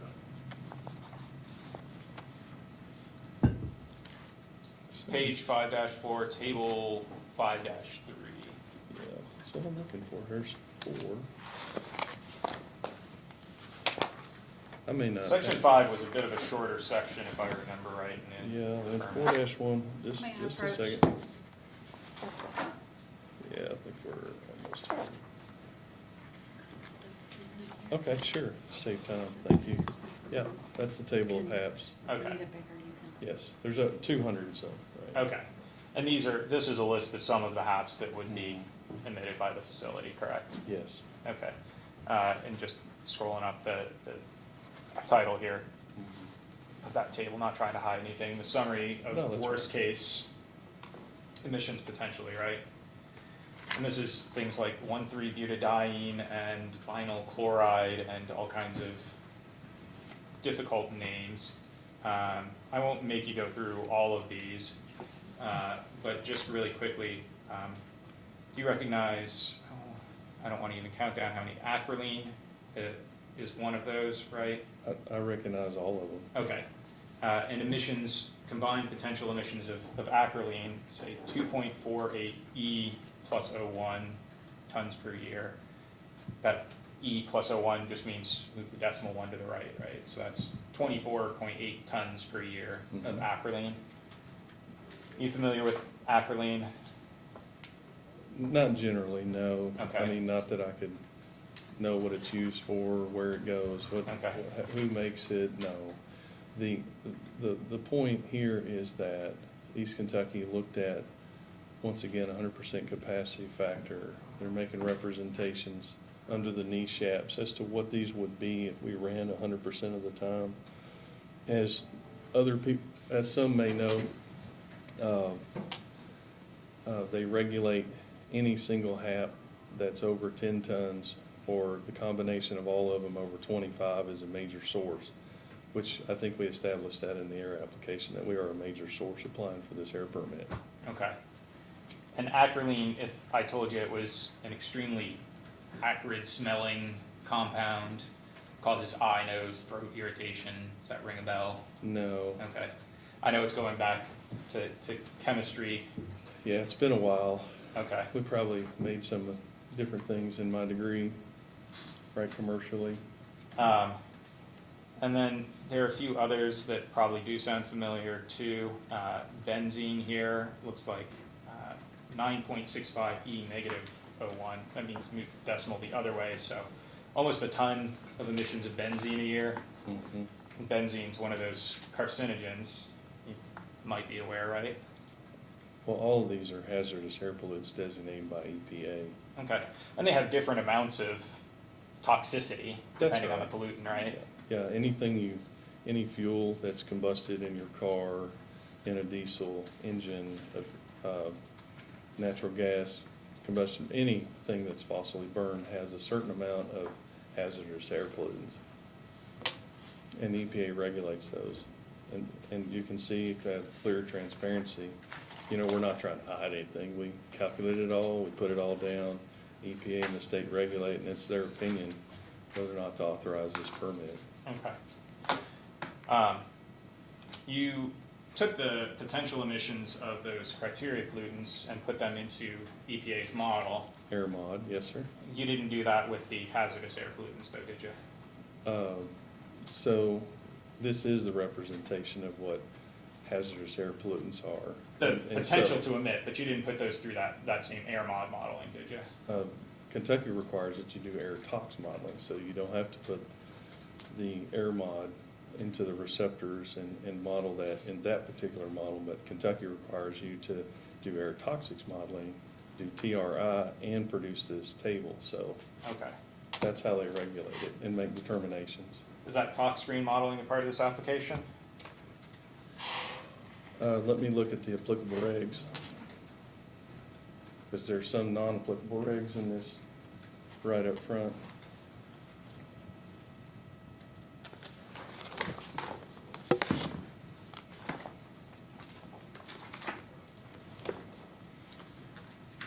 I'll save you some time.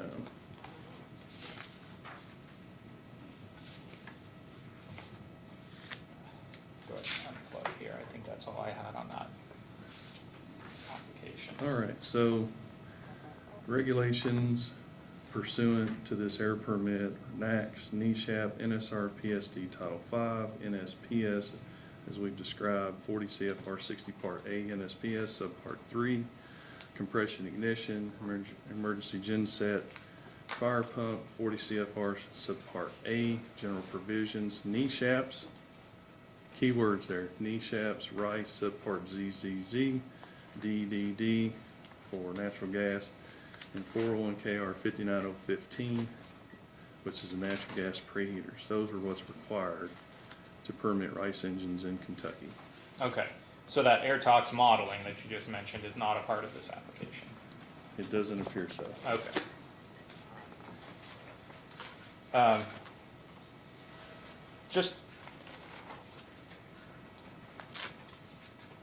Just one other actual, well, two lines across, depending on how you count it here.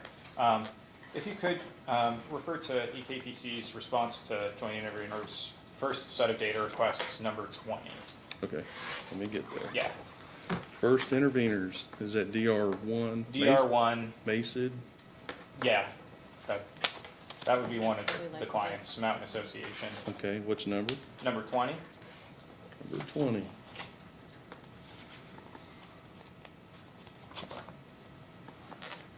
Okay, Okay, and the question there is about a line from Ms. Tucker's testimony, correct? it is. Regarding environmental limits on starts and stops, but you sponsored the response, right? I did, So you'd be the right person to ask? yes. Okay. The question in Part C specifically refers to a statement that CTs are typically limited in their air permits to a much lower number of run hours and or starts per year, Yes, right? Okay. correct. And then moving down to Part C, sub V, we asked about the hours, the starts and hours of operation at your other CTs, right? Okay, so 20. Yeah, if you, C20 CEV. yeah, I just have 1, 2, 3. Just pull up my original of it then, sorry.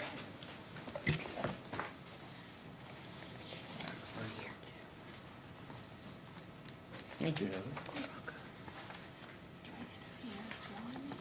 Mhm.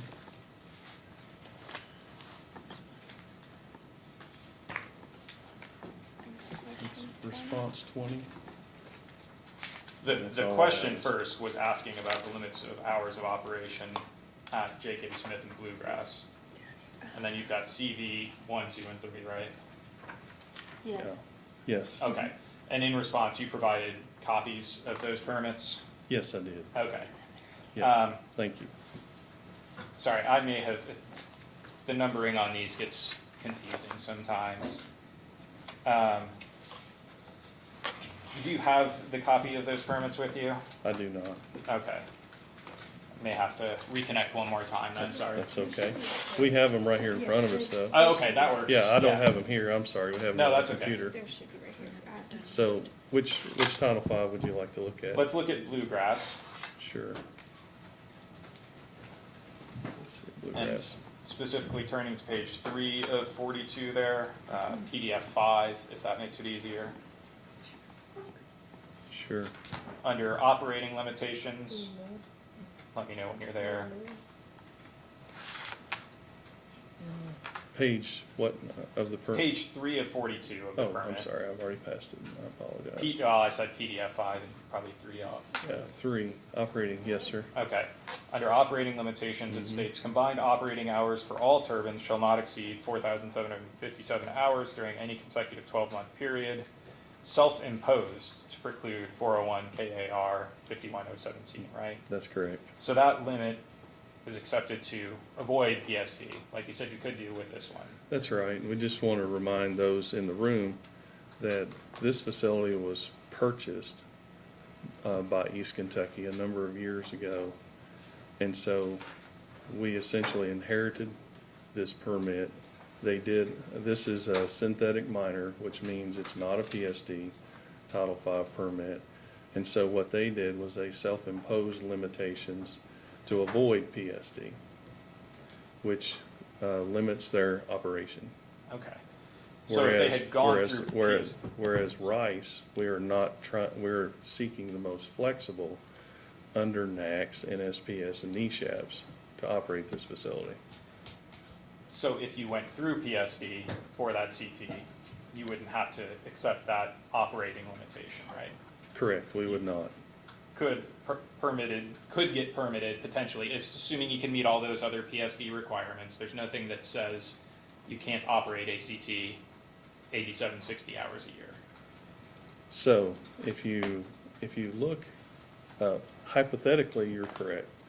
But under the Clean Air Act and under what EPA puts forth, especially if you look at greenhouse gas, the final rule in May, they limit you to 20% capacity factor, and usually CTs run 5 to 7. So there's another thing to know as just educational material in this room, that facility took a self-imposed 4757, but there we had the total picture is not being represented here. It is in the permit, and I'm going to open that up.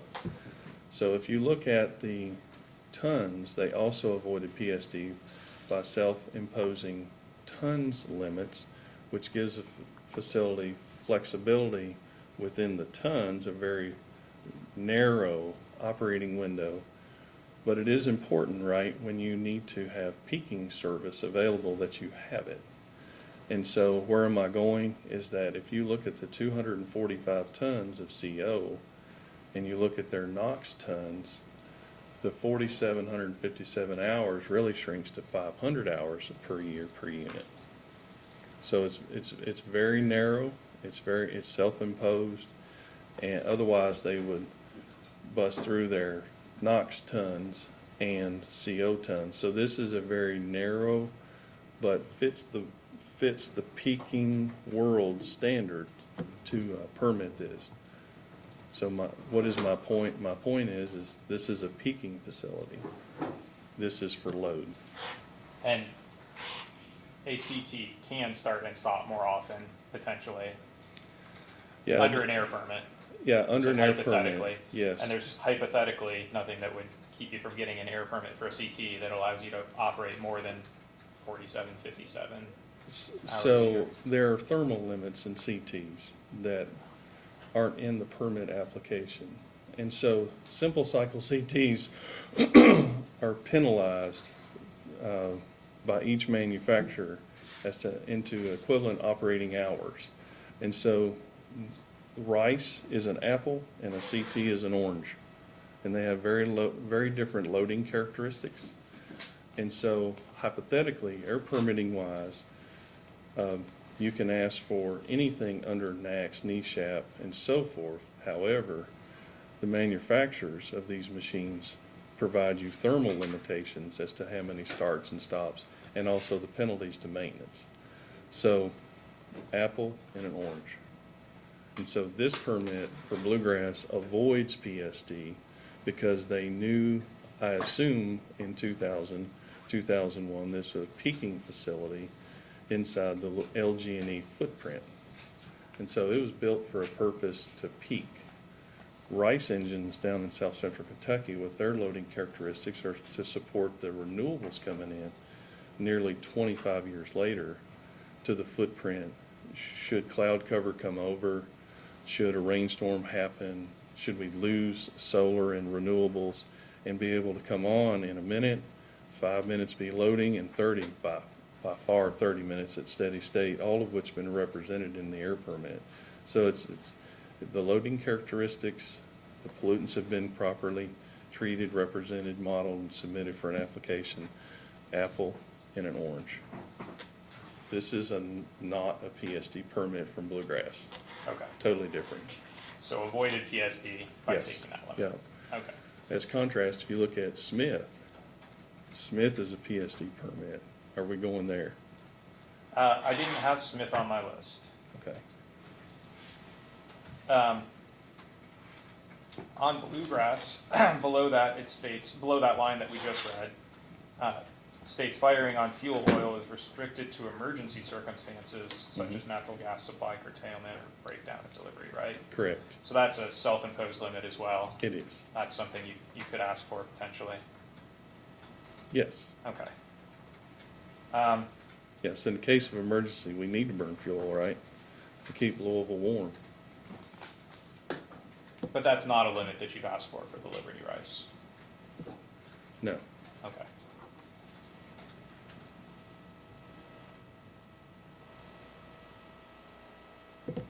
I think that's all the questions I have. Thank you. All right. Sierra Club?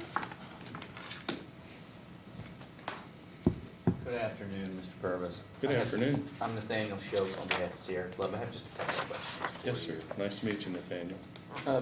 You testified in this hearing, in this proceeding, that the Rice facility won't need to comply with certain federal environmental standards, namely MATS, the Mercury and Air Toxics Rule, the Good Neighbor Rule, and the Greenhouse Gas Rule. Correct. Is that correct? Those are all coal plant rules, And yeah, generally speaking. I agree with that.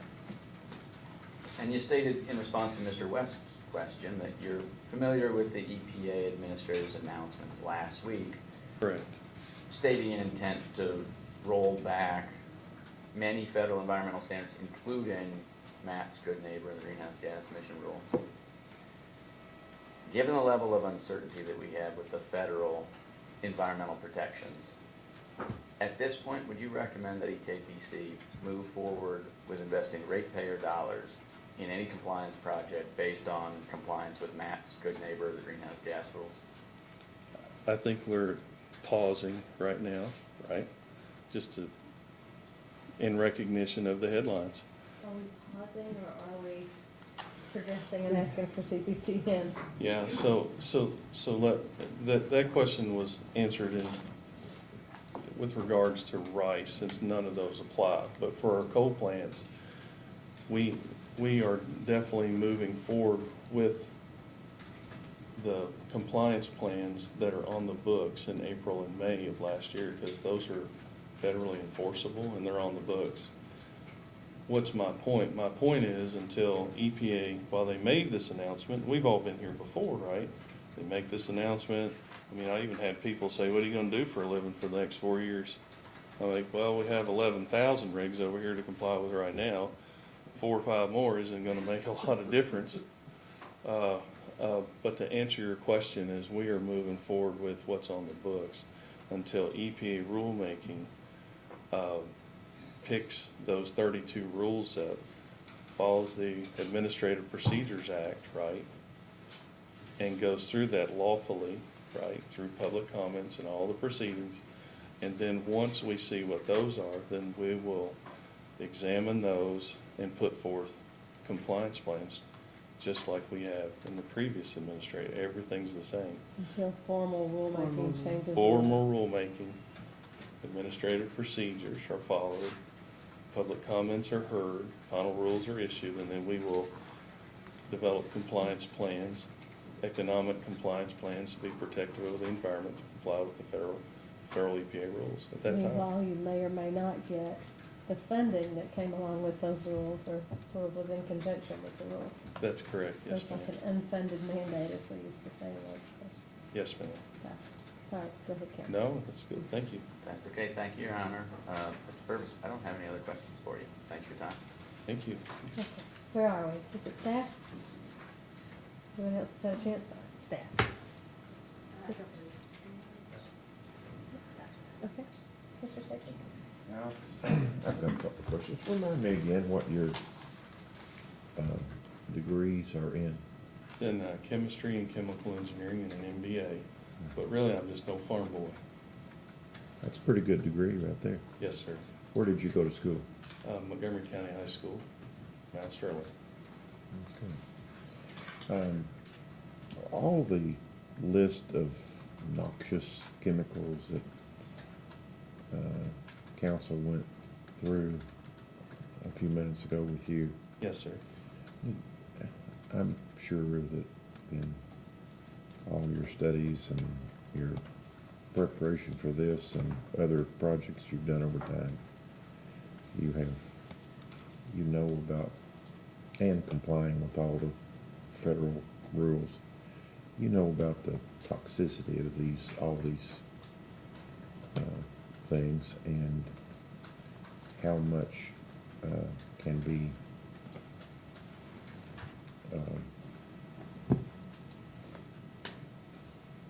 how much can be put in the atmosphere with one of these plants, but and you just have to bear with me for a minute because Sure. I don't know the answer to this. The reason I'm asking you, just because that they are listed as being toxic, are they toxic at any level of consumption or exposure, or are they only toxic above some standards? So my education is really to look at those and to measure those against regulation and submit an application. The toxicologist is probably the best person to ask. That's why we developed it in complete transparency and turned that into the Division of Air Quality, such that they and EPA can use their EPA risk folks to look at toxicology. While I'm a chemical engineer and I have a chemistry degree, my career is built on making, normal traditional chemical engineers learn how to make this stuff for society. Toxicologists determine whether or not it is harmful to human health. So to answer your question, what we've done is we've provided the application and transparency for DAQ to determine whether or not that meets the toxicology and air toxic standards. Right now, we believe it meets regulation. We believe the project is very favorable. If you notice, there's over 200 in some of those, and by all intents and purposes, while there may be 96 tons of this stuff, the other pollutants are different thresholds, not set by me, set by regulation, and all of what's in this air permit is below those standards that meet the NAAQS and new source performance standards. In other words, meets regulations. So people way smarter than me actually examines this and compares it to the thresholds and issues an authorization to build the project or not. And it's under review right now, so I'm not trying to avoid your question. I'm trying to answer it best as I can as a farm boy, chemist, and chemical engineer. So, are they saying that there are some standards below which this is not not completely toxic or dangerous. That's Is that- correct. Yeah, but that's a great question, Commissioner Stacy, because as we look at this Title V for bluegrass or any Title V, any PSD Title V, when Kentucky or any state issues it, they believe it is below the toxic standards. And that determination has been made yet. You're very welcome. Anything further, Commissioner Stacy? Commissioner Reagan? No, you answered my questions, thanks. Thank you. Okay, let's see, I just had a few. Okay. On page 6 of your testimony, you went through a number of emissions reductions goals. And these, I believe, had been approved by your board in 2019 when they added sustainable to the mission statement and environmental stewardship as a value. So I think if I'm reading it correctly, the goal would be to reduce emissions by 35% by 2035, 70% by 2050. Add 10% energy from renewables by 2030, 15% of energy from renewables by 2035. So how often does the board look at these types of goals or think about whether or not to revise them? And so in the 6 years since 2019, do you know if those have been considered approved again? Or?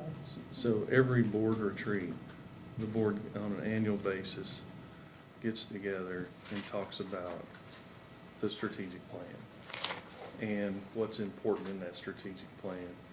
And they adopted this sustainability in that year at the recommendation of our CEO and COO and executive team.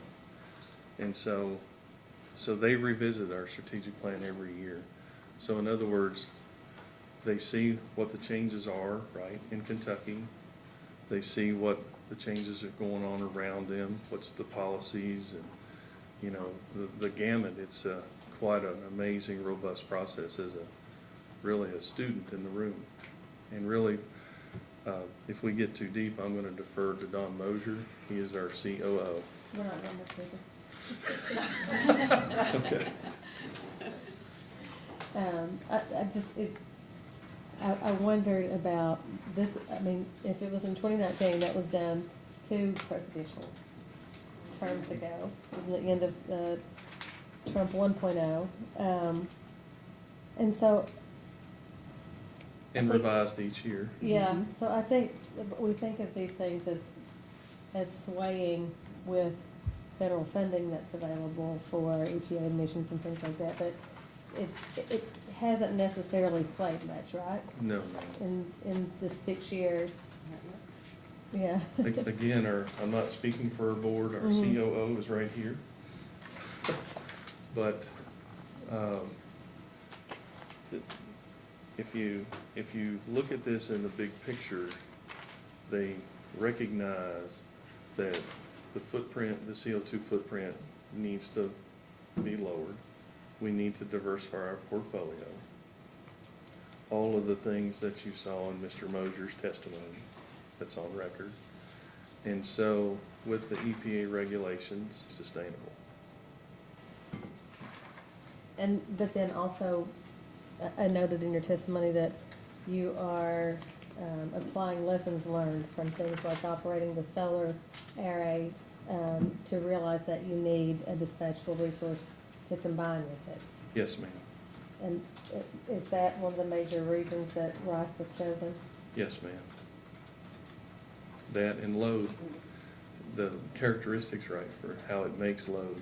So if in my testimony, and not everybody's in here read it, but, you know, below 32 degrees, we need something in the winter peaks. And also in the cloud cover, you gotta have something. I was witness to many years ago at Tri-State Energy, who was one of the leaders in this, and I saw 700 megawatts just go away at noon. In Kentucky, we would have freaked out, okay? But they had other resources available to step in and to cover that in minutes. And so that's how Rice fits into our portfolio, to diversify our portfolio, to cover those moments when, whether in the summer through cloud cover, storms, whatever, and then in the winter peak, the 32 degrees, it's a net zero out of solar because of the amount of energy it takes to warm up all the inverters and everything. And so we've learned a lot from our solar farm. We've paid attention, we've taken the data, we've looked at it, and so that's how this Rice project fits in. With And a also 5-minute ramp up. Yes, ma'am. Yep. And just in figuring out what was going on with the previous open records request and all of those things, there was an application with the Division of Air Quality. Yes, ma'am. And both the PSC and joint interveners asked for the same document. Yes. The PSC wasn't told to seek open records, and I know that may not have been your decision, but I don't know how helpful that was, to tell another party that you couldn't get it when obviously you had it in your possession. Maybe we can be easier on each other. I'll take that under advisement, yes, And ma'am. recognizing that may not have been your decision. And I've been a lawyer who answered. It's publicly available. But if you're gonna give it to one party, it seems like it's easy to give it to everyone. All right, any further? I have a couple of Bridget? Yes, please. I just want to clear up a couple of things. EKPC is not pausing on its current projects that are in its plan, is that correct? That's correct. So all of the CPCNs that we have already filed, EKPC is still moving forward with those. Absolutely. The projects that we, kind of inadvertently discussed throughout some of these proceedings, EKPC is still moving forward with those. Correct. It was an instantaneous pause to see the headline only. And with each new administration that comes in, rules change. Correct. Is that correct? You stated earlier, you've Yeah. been with EKPC for several years, and you've seen those changes that take place. Is that correct? Yes, ma'am. And EKPC has been able to navigate those changes and, follow those rules and figure out what needs to be done or what changes need to be done. You've been able to do that through all the different administrations. Yes, and spent money one time to achieve it. Nothing further. Okay. Any reason why this witness couldn't be excused? Thank you, sir. Thank you. Yep, I have a request for a break. So, yep, we'll take a break and then we'll come back with your next witness. And I guess, let's see, how many witnesses we still have to get through, just for planning purposes. I was thinking we'd go till about 5 today so that we might get this done in 2 days. Does that sound doable? Does anyone have a reason not to? That's absolutely reasonable to me. I'll also just note, I have questions for Ms. Tucker. A decent number have been deferred to her, but after that, I don't think we have a whole ton of witnesses with extensive cross-examination still required. I don't want to put anything on the PSE. If the PSE is open to it, I would be fine with going later even to try and push through more. But I haven't discussed this with all the other parties either, so just throwing that out there. If you guys want to discuss it on break, that's fine with me. My thought was that we'd probably get through Ms. Tucker today and take everyone else tomorrow. I would say everybody else will be short, but that's just I'm not the one who's asking all I the can agree. questions, so. I have very few We questions assumed Ms. after Tucker that. would be the last really long witness, and then everybody else would kind of be pretty quick, but. All right. Well, you guys can talk about it if you want. My thought was we finish Ms. Tucker and do the rest tomorrow, but does not have to be that way. We have 1, 2, 3, 4, 5. Yeah, 5 more after Ms. Tucker. So Last one, he only sponsored like 2 data requests, I think, one of ours did. They only sponsored a few data requests, the last couple of them, but, yeah. Talk amongst the parties. If everybody feels that way, we may well finish up in one day. All right. Let's take a 15-minute break. Thank you, Your Honor.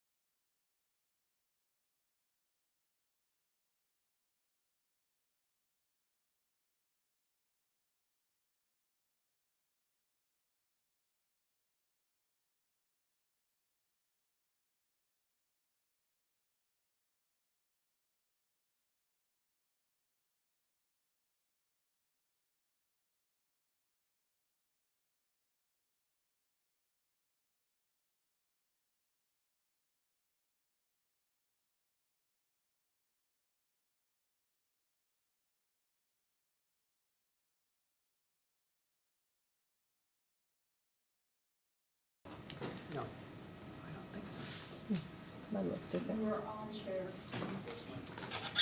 Okay, good afternoon. We are back on the record in case number 2024-00310. And counsel, so you've already got a witness at the stand, if you want to officially call him. We would call Mr. Darren Adams to the stand. Mr. Adams, would you raise your right hand to be sworn? Do you swear or affirm the testimony you're about to give is true and correct under penalty of perjury? I do. All right, and tell us your full name and your business address, please. Darren Adams, 4775 Lexington Avenue, Winchester, Kentucky. Okay, counsel, you may ask. Mr. Adams, by whom are you employed and what is your title there? East Kentucky Power Cooperative. I'm the Director of Transmission Planning and System Protection. And you filed direct testimony in responses to data requests in this proceeding? Yes. And as of today, you do not have any corrections, additions, revisions, anything like that to any of your testimony or data responses? No, I don't. And is it your intention to have those data responses and your testimony incorporated into the record of this proceeding? Yes.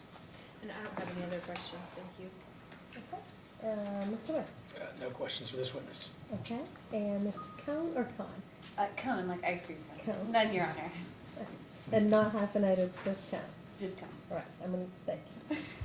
No questions, Your Honor. Sierra Club? No questions. Staff? No questions? Well, I'm not gonna. You better not ask him. I'll be run out of here. We had some questions thrown to him from earlier, so I may Yeah. actually have some. I do. No one else, go Yeah, ahead. I do. No, I have to find it. It was in your, I wanted just to talk about the process of looking at what was the most, I think it was number 5, the data response. I'm just trying to find it. If you could just walk through that process a little bit with us on the data request 5. I'm sorry, staff's? Yeah, First sorry, request? staffs, yep.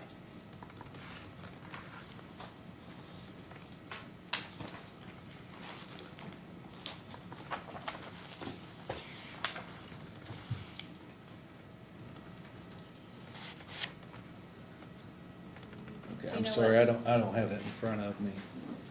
Do you know which set it is? Because that Is one it is staff's Julie. first offense, first? First, yeah, I'm sorry, I'm trying to find it again.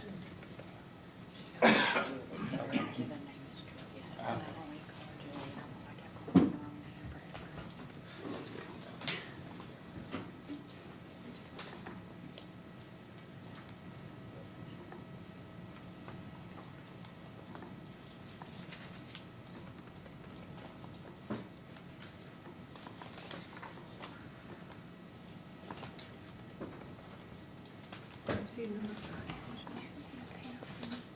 Number 5.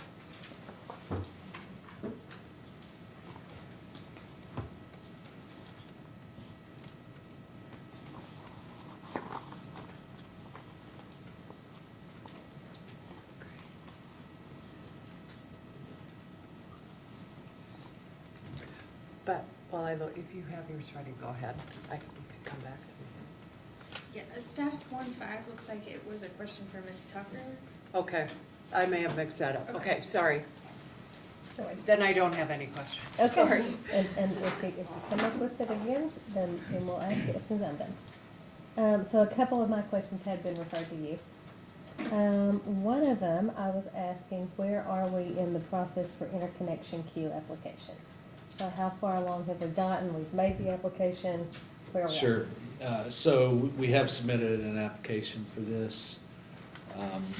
We submitted it, I believe, in August of 2024 to PJM, which means it would fall into their first full cluster cycle, which right now is not scheduled to start until 2027. As Mr. Young discussed earlier, PJM has recently submitted to FERC and been approved for a reliability resource initiative, which is going to allow them to pick up to 50 projects based on some scoring criteria they've established to identify resources that provide a higher degree of reliability than the majority of projects that are currently in the queue. That's So, that RRI that he mentioned, that just Yes. happened, and we're hoping that EWC is chosen, or, correct. So the window closed to apply on Friday, this past Friday. So now PJM is going through their applications and scoring those. And they will select the projects, again, up to 50, to move into transition cycle 2, as they're calling it, which is scheduled to start beginning in June of this year. So if the Liberty project is selected, it will essentially provide a 14-month acceleration of the project. So for cluster cycle 1, final agreements are now expected to be issued in January of 2028, whereas projects in transition cycle 2 would have final agreements issued in November 2026. and since we're hoping to go commercial by 28, obviously that would be much better. Exactly. Are they gonna, how long before they get back to you, and if you're one of the 50? As I said, they will decide by the end of April. Oh, by the end of the April? Yes, because Okay. they're gonna post models for transition cycle 2 at the end of April. Okay. And they have said that they will have all the projects identified by then. So we will know in 6 weeks or so. You think they'll meet that timeline? Yeah, I think they have a lot of impetus, you know, they're trying to stay in FERC's good Yeah. graces, and make sure that their process is moving as they've told FERC it will going forward. And then the other question I had that was deferred to you, got mostly answered, I think, by Mr. Young, but I was asking about the site study, and the, I think 20 sites in total were considered, and I was asking why Southern Kentucky was the area that was in particular targeted here. Sure. So probably the biggest impetus was Winter Storm Elliott in December 2022. During that event, we had one of our units off at Cooper Station, so we only have one operating. And because of the extreme load demand we were seeing, we got in a situation where if Cooper Unit 1 had tripped off, we would have had to shed a significant amount of load. So we recognized that there was significant risk there. So when the need for additional capacity was first identified, and we honed in on a gas-fired unit, we started looking at opportunities to try to bolster the system in the southern part of Kentucky. So knowing that there are major gas pipelines that run through that area, we started looking at where our higher voltage transmission lines cross those gas pipelines, and that's where we came up with the different locations that are identified in that site assessment. Close to high voltage transmission, close to pipelines, sufficient land, access to water, not too much noise sensitivity, not too close to residential areas or wetlands or schools, hospitals, have adequate public roads. And so there was like a matrix, right, That's correct. that scored all 20 sites, and this is the one. That's correct, yes. But as you noted at the beginning, the starting point was really, you know, because we could look all over the state for potential sites, but again, we were looking at, you know, true integrated resource plan. We've got a need for additional capacity. We've got this transmission issue in this part of our system.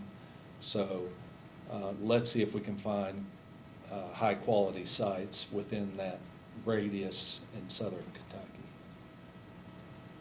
Okay, I think that's all the questions that I had, unless, No, I'm good, thanks. Can you answer the question I had earlier about the size of the pipeline, the gas lines there? I wish I could, but I really don't know much about gas pipelines. That is the unknown pipeline. You can answer it at the post-hearing data request. Okay. All right, redirect? No. Okay. Any reason why this witness couldn't be excused? All right. Very quick. Thank you very Yes, sir. much. Thank you. Thank you, appreciate it. And counsel, you may call your next witness. Next, we have Scott Drake.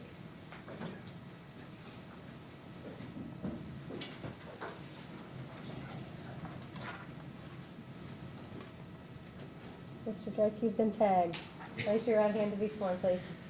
Do you swear or affirm the testimony you're about to give is true and correct under penalty of perjury? I do.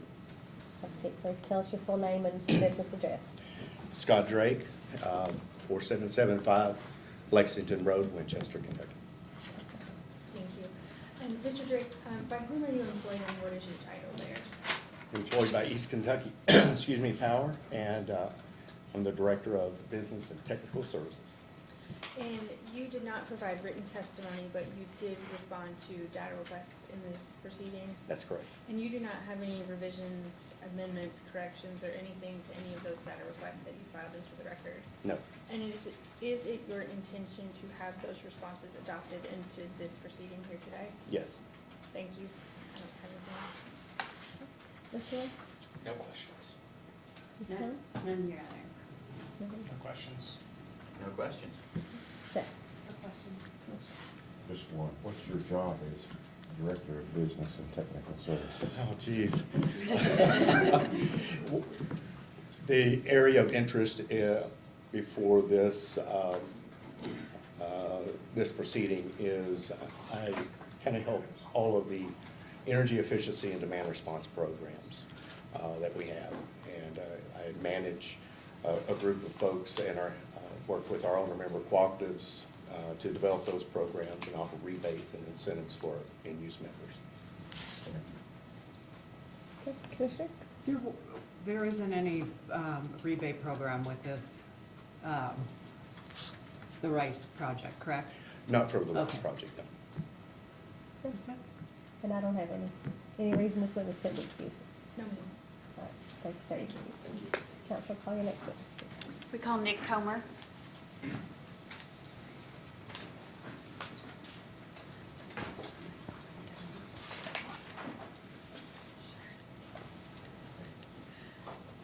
Mr. Comer, please raise your right hand to be sworn. Do you swear or affirm the testimony you're about to give is true and correct under penalty of perjury? I do. Please have a seat. Tell us your full name and business address. My name is Nick Comer. My address is 4775 Lexington Road, Winchester. Counsel?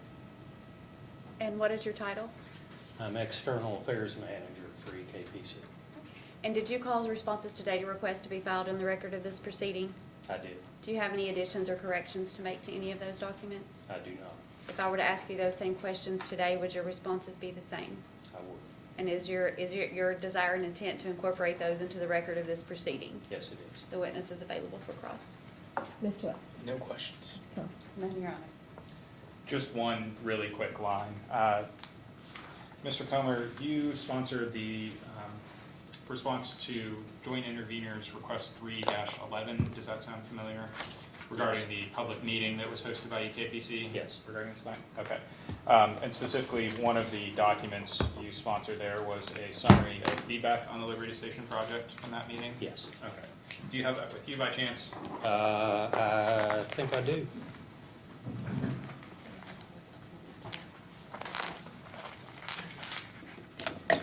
I don't have the exhibit.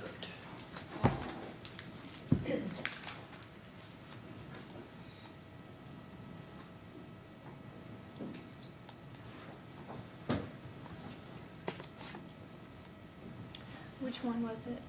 It was the summary of feedback. 3-11, I think, Jaya, 3-11. I have the summary of public comments. Okay. Yes. There's an update to the sign-in sheet. I don't have an update to. There was an update to that one that was filed too, it was just, we're behind. Thank you. Just looking quickly at those comments, looks like the first two are interested in work at the plant, potentially. But then just going through them a little bit, there are questions about voltage, noise, lights, safety regarding gas and fuel storage. Those look familiar.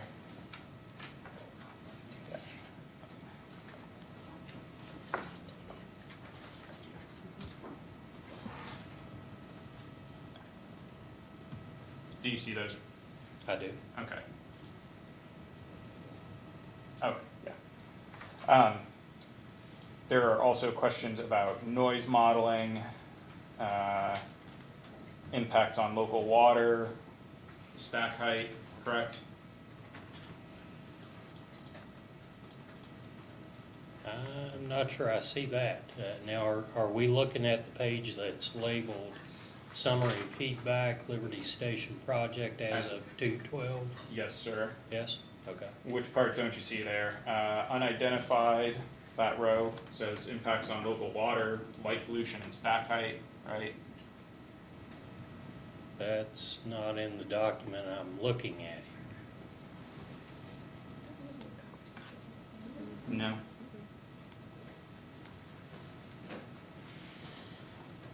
Oh, he's Star Hero. He's unidentified, but he's somewhere right here. Impacts to the local water. Oh, okay, yes, yes. So impacts Okay. on I thought local you were water talking were a about concern and stack height. I got you. Noise was also a concern. In the next one down after that from a, could not decipher last name entry. Yes. Okay. And just going through these, I see a lot of concerns about the site. I don't see mention of interest in economic development there, do you? Okay. So these comments are derived from notes that our staff takes during the meeting. So at that meeting, most of the people that from EKPC that have testified today were at that meeting, were available to talk to residents. Typically, notes are taken if there's a concern or question that we need to be aware of, to follow up with. Economic development type, there, as I recall, there were about 50 people at the meeting. Quite a few folks were just curious about what was going on at the site, what EKPC's plans are, what the schedule for the project is. There were several people who were interested in the economic development aspects. If they didn't have a specific interest, there may not have been notes taken about that. Okay, but the very first line, Lee Burton, happy to see the plant coming in, and the next one, interested in long-term construction work for Sons. So Right. you did take some of those general concerns down. Right, some of them were. Okay. But all the rest of those appear to be just concerns about the project. Okay. Okay, and there aren't any listing here of interest in economic development, right? Aside from that interest in the construction work at the site. I do not see a specific mention of economic development. Okay, that was the only question I had, Your Honor. Okay. Sierra? No questions, Your Honor. Staff.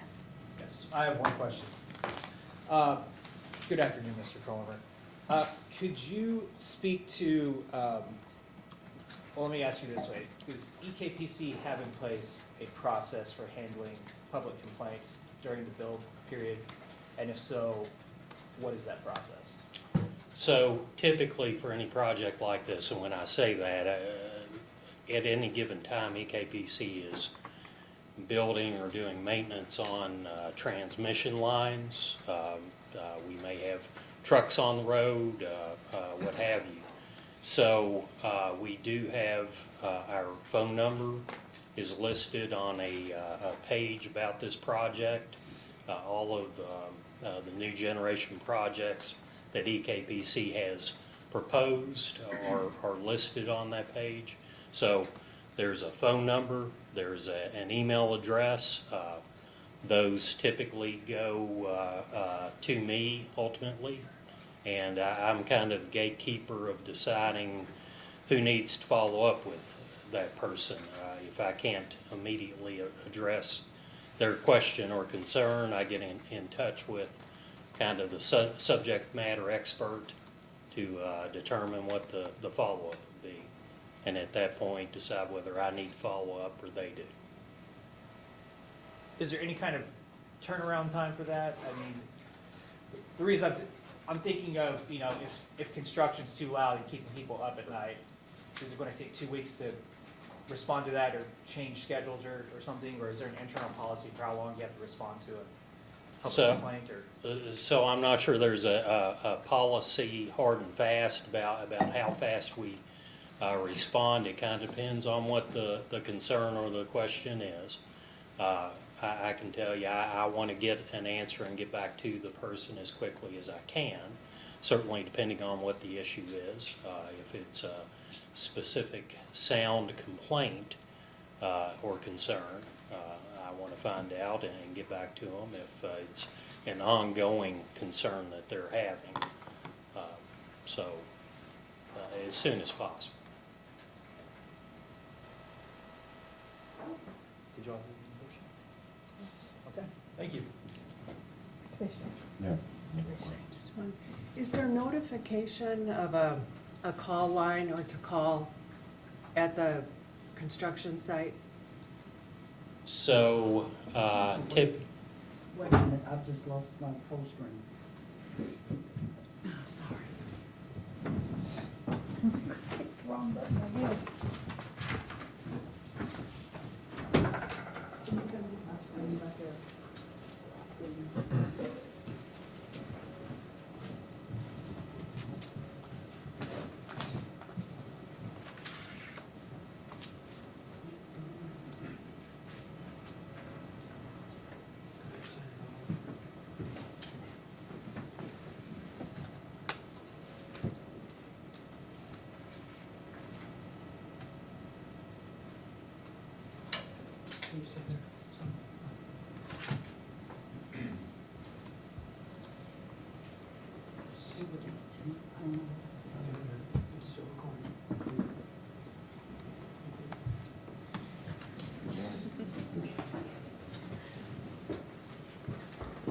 I'm sorry, go on. Is there, at the site, a number to call if there are issues, or does everyone have your business card from the hearing, or from the public hearing to call if there's an issue? So we do plan to post a sign at the main entrance to the plant that has a phone number, has a website. I think we're planning to put a QR code, so somebody can just scan that and it would call me. And typically, I've got the cell phone number for the project manager who's there on site, so if it's something that's of a timely nature, we can get that resolved pretty quickly. Okay, thank you. And I don't have any questions. Any follow-ups or redirect? No, Your Honor. Okay. Any reason why this witness couldn't be excused? Sir, you're excused. Thank you. Please call your next witness. We call Tom Stachnik.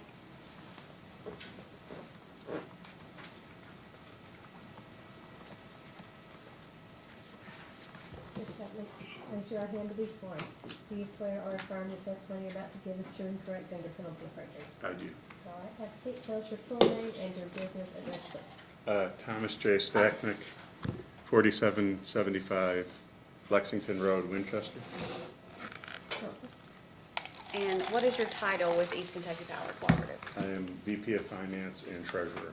And did you cause testimony and responses today to request to be filed in this proceeding? Yes. Do you have any additions or correction to make to any of those? No. If I were to ask you those same questions today, would your responses be the same? Yes. And is it your desire and intent to incorporate those into the record of this proceeding? Yes. Witnesses available for cross? Mr. West? No questions. And then Your Honor. Is it okay? No.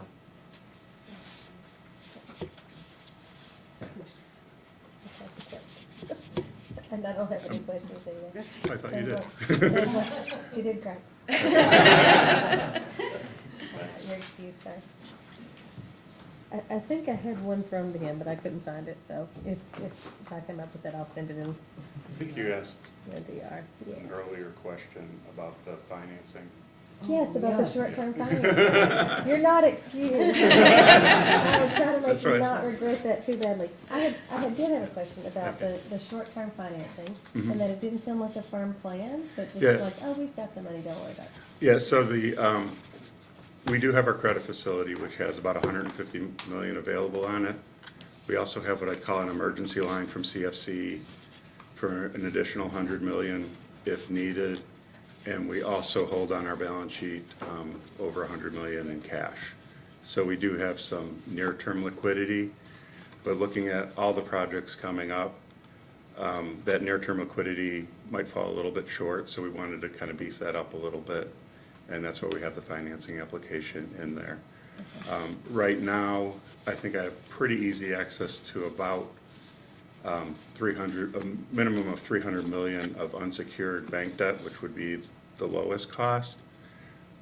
Beyond that, it might be difficult to add more bank debt. The banks and our group and the financial institutions like CFC might be limited after that point. But then looking at all the projects that we have coming up in this and the other CPCN, we might have some periods of time where we need additional short-term liquidity. Most of that is about 2 years out.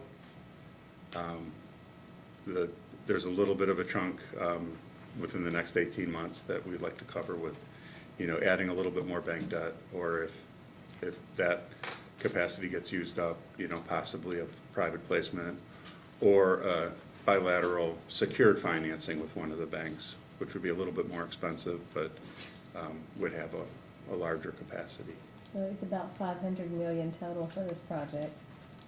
Yes.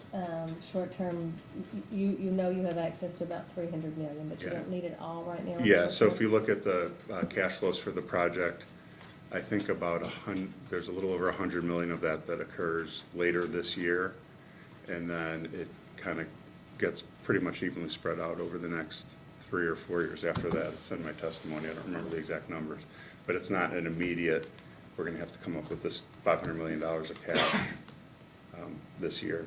Gotcha. Okay, that does clear it up for me. Did Okay. that trigger your questions, Barry? All right, now yours. All right. All right, so, council, We call Greg Cecil this will be your final one for today? before you think? Julie. I mean, All if right, we want to then call we- Julie and start her, we will. You swear or affirm the testimony you're about to give is true and correct under penalty of perjury? I do. Thank you. Please have a seat. Tell us your full name and your business address. It's Gregory H. Cecil, 4775 Lexington Road, Winchester, Kentucky.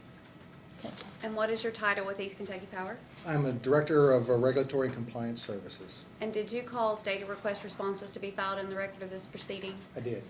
Do you have any additions or corrections to make I to do those? not. If I were to ask you those same questions today, would your answers be the same? They would. And is it your desire and intent to incorporate those into the record of this proceeding? It is. Witnesses available for cross? Mr. West? No questions. None, Your Honor. Come. Join the bears. Sierra Club. No questions, Your Honor. Staff. Commissioner. Just one, regulatory compliance, I'm sure this is a kind of a nightmare position with everything changes, but I'm gonna assume that you're in compliance with the rules as the way they are today, until there's some formal procedure that changes them? So when you say compliance, it's around NERC compliance. NERC compliance, okay. And yes, we are in compliance. You'll just stay in compliance with those rules as they Yes. are today? Yes. Okay, that's it. Any reason why this witness couldn't be excused? I think my preference would be that we start fresh with what we present will be a long testimony in the morning with Ms. Tucker. Yeah? We don't know how many questions they have for her, so I don't know if we could get her done in 50 minutes and be done by 5, or that's kind of. I would think it's unlikely that we're gonna be done by 5. Okay. I know I have several, Okay. and I'm assuming if I do, then we expect to. Okay. So let's gather at 9 in the morning and complete Ms. Tucker's testimony. And do we also need Mr. Mosier to come back? I think we can set them free.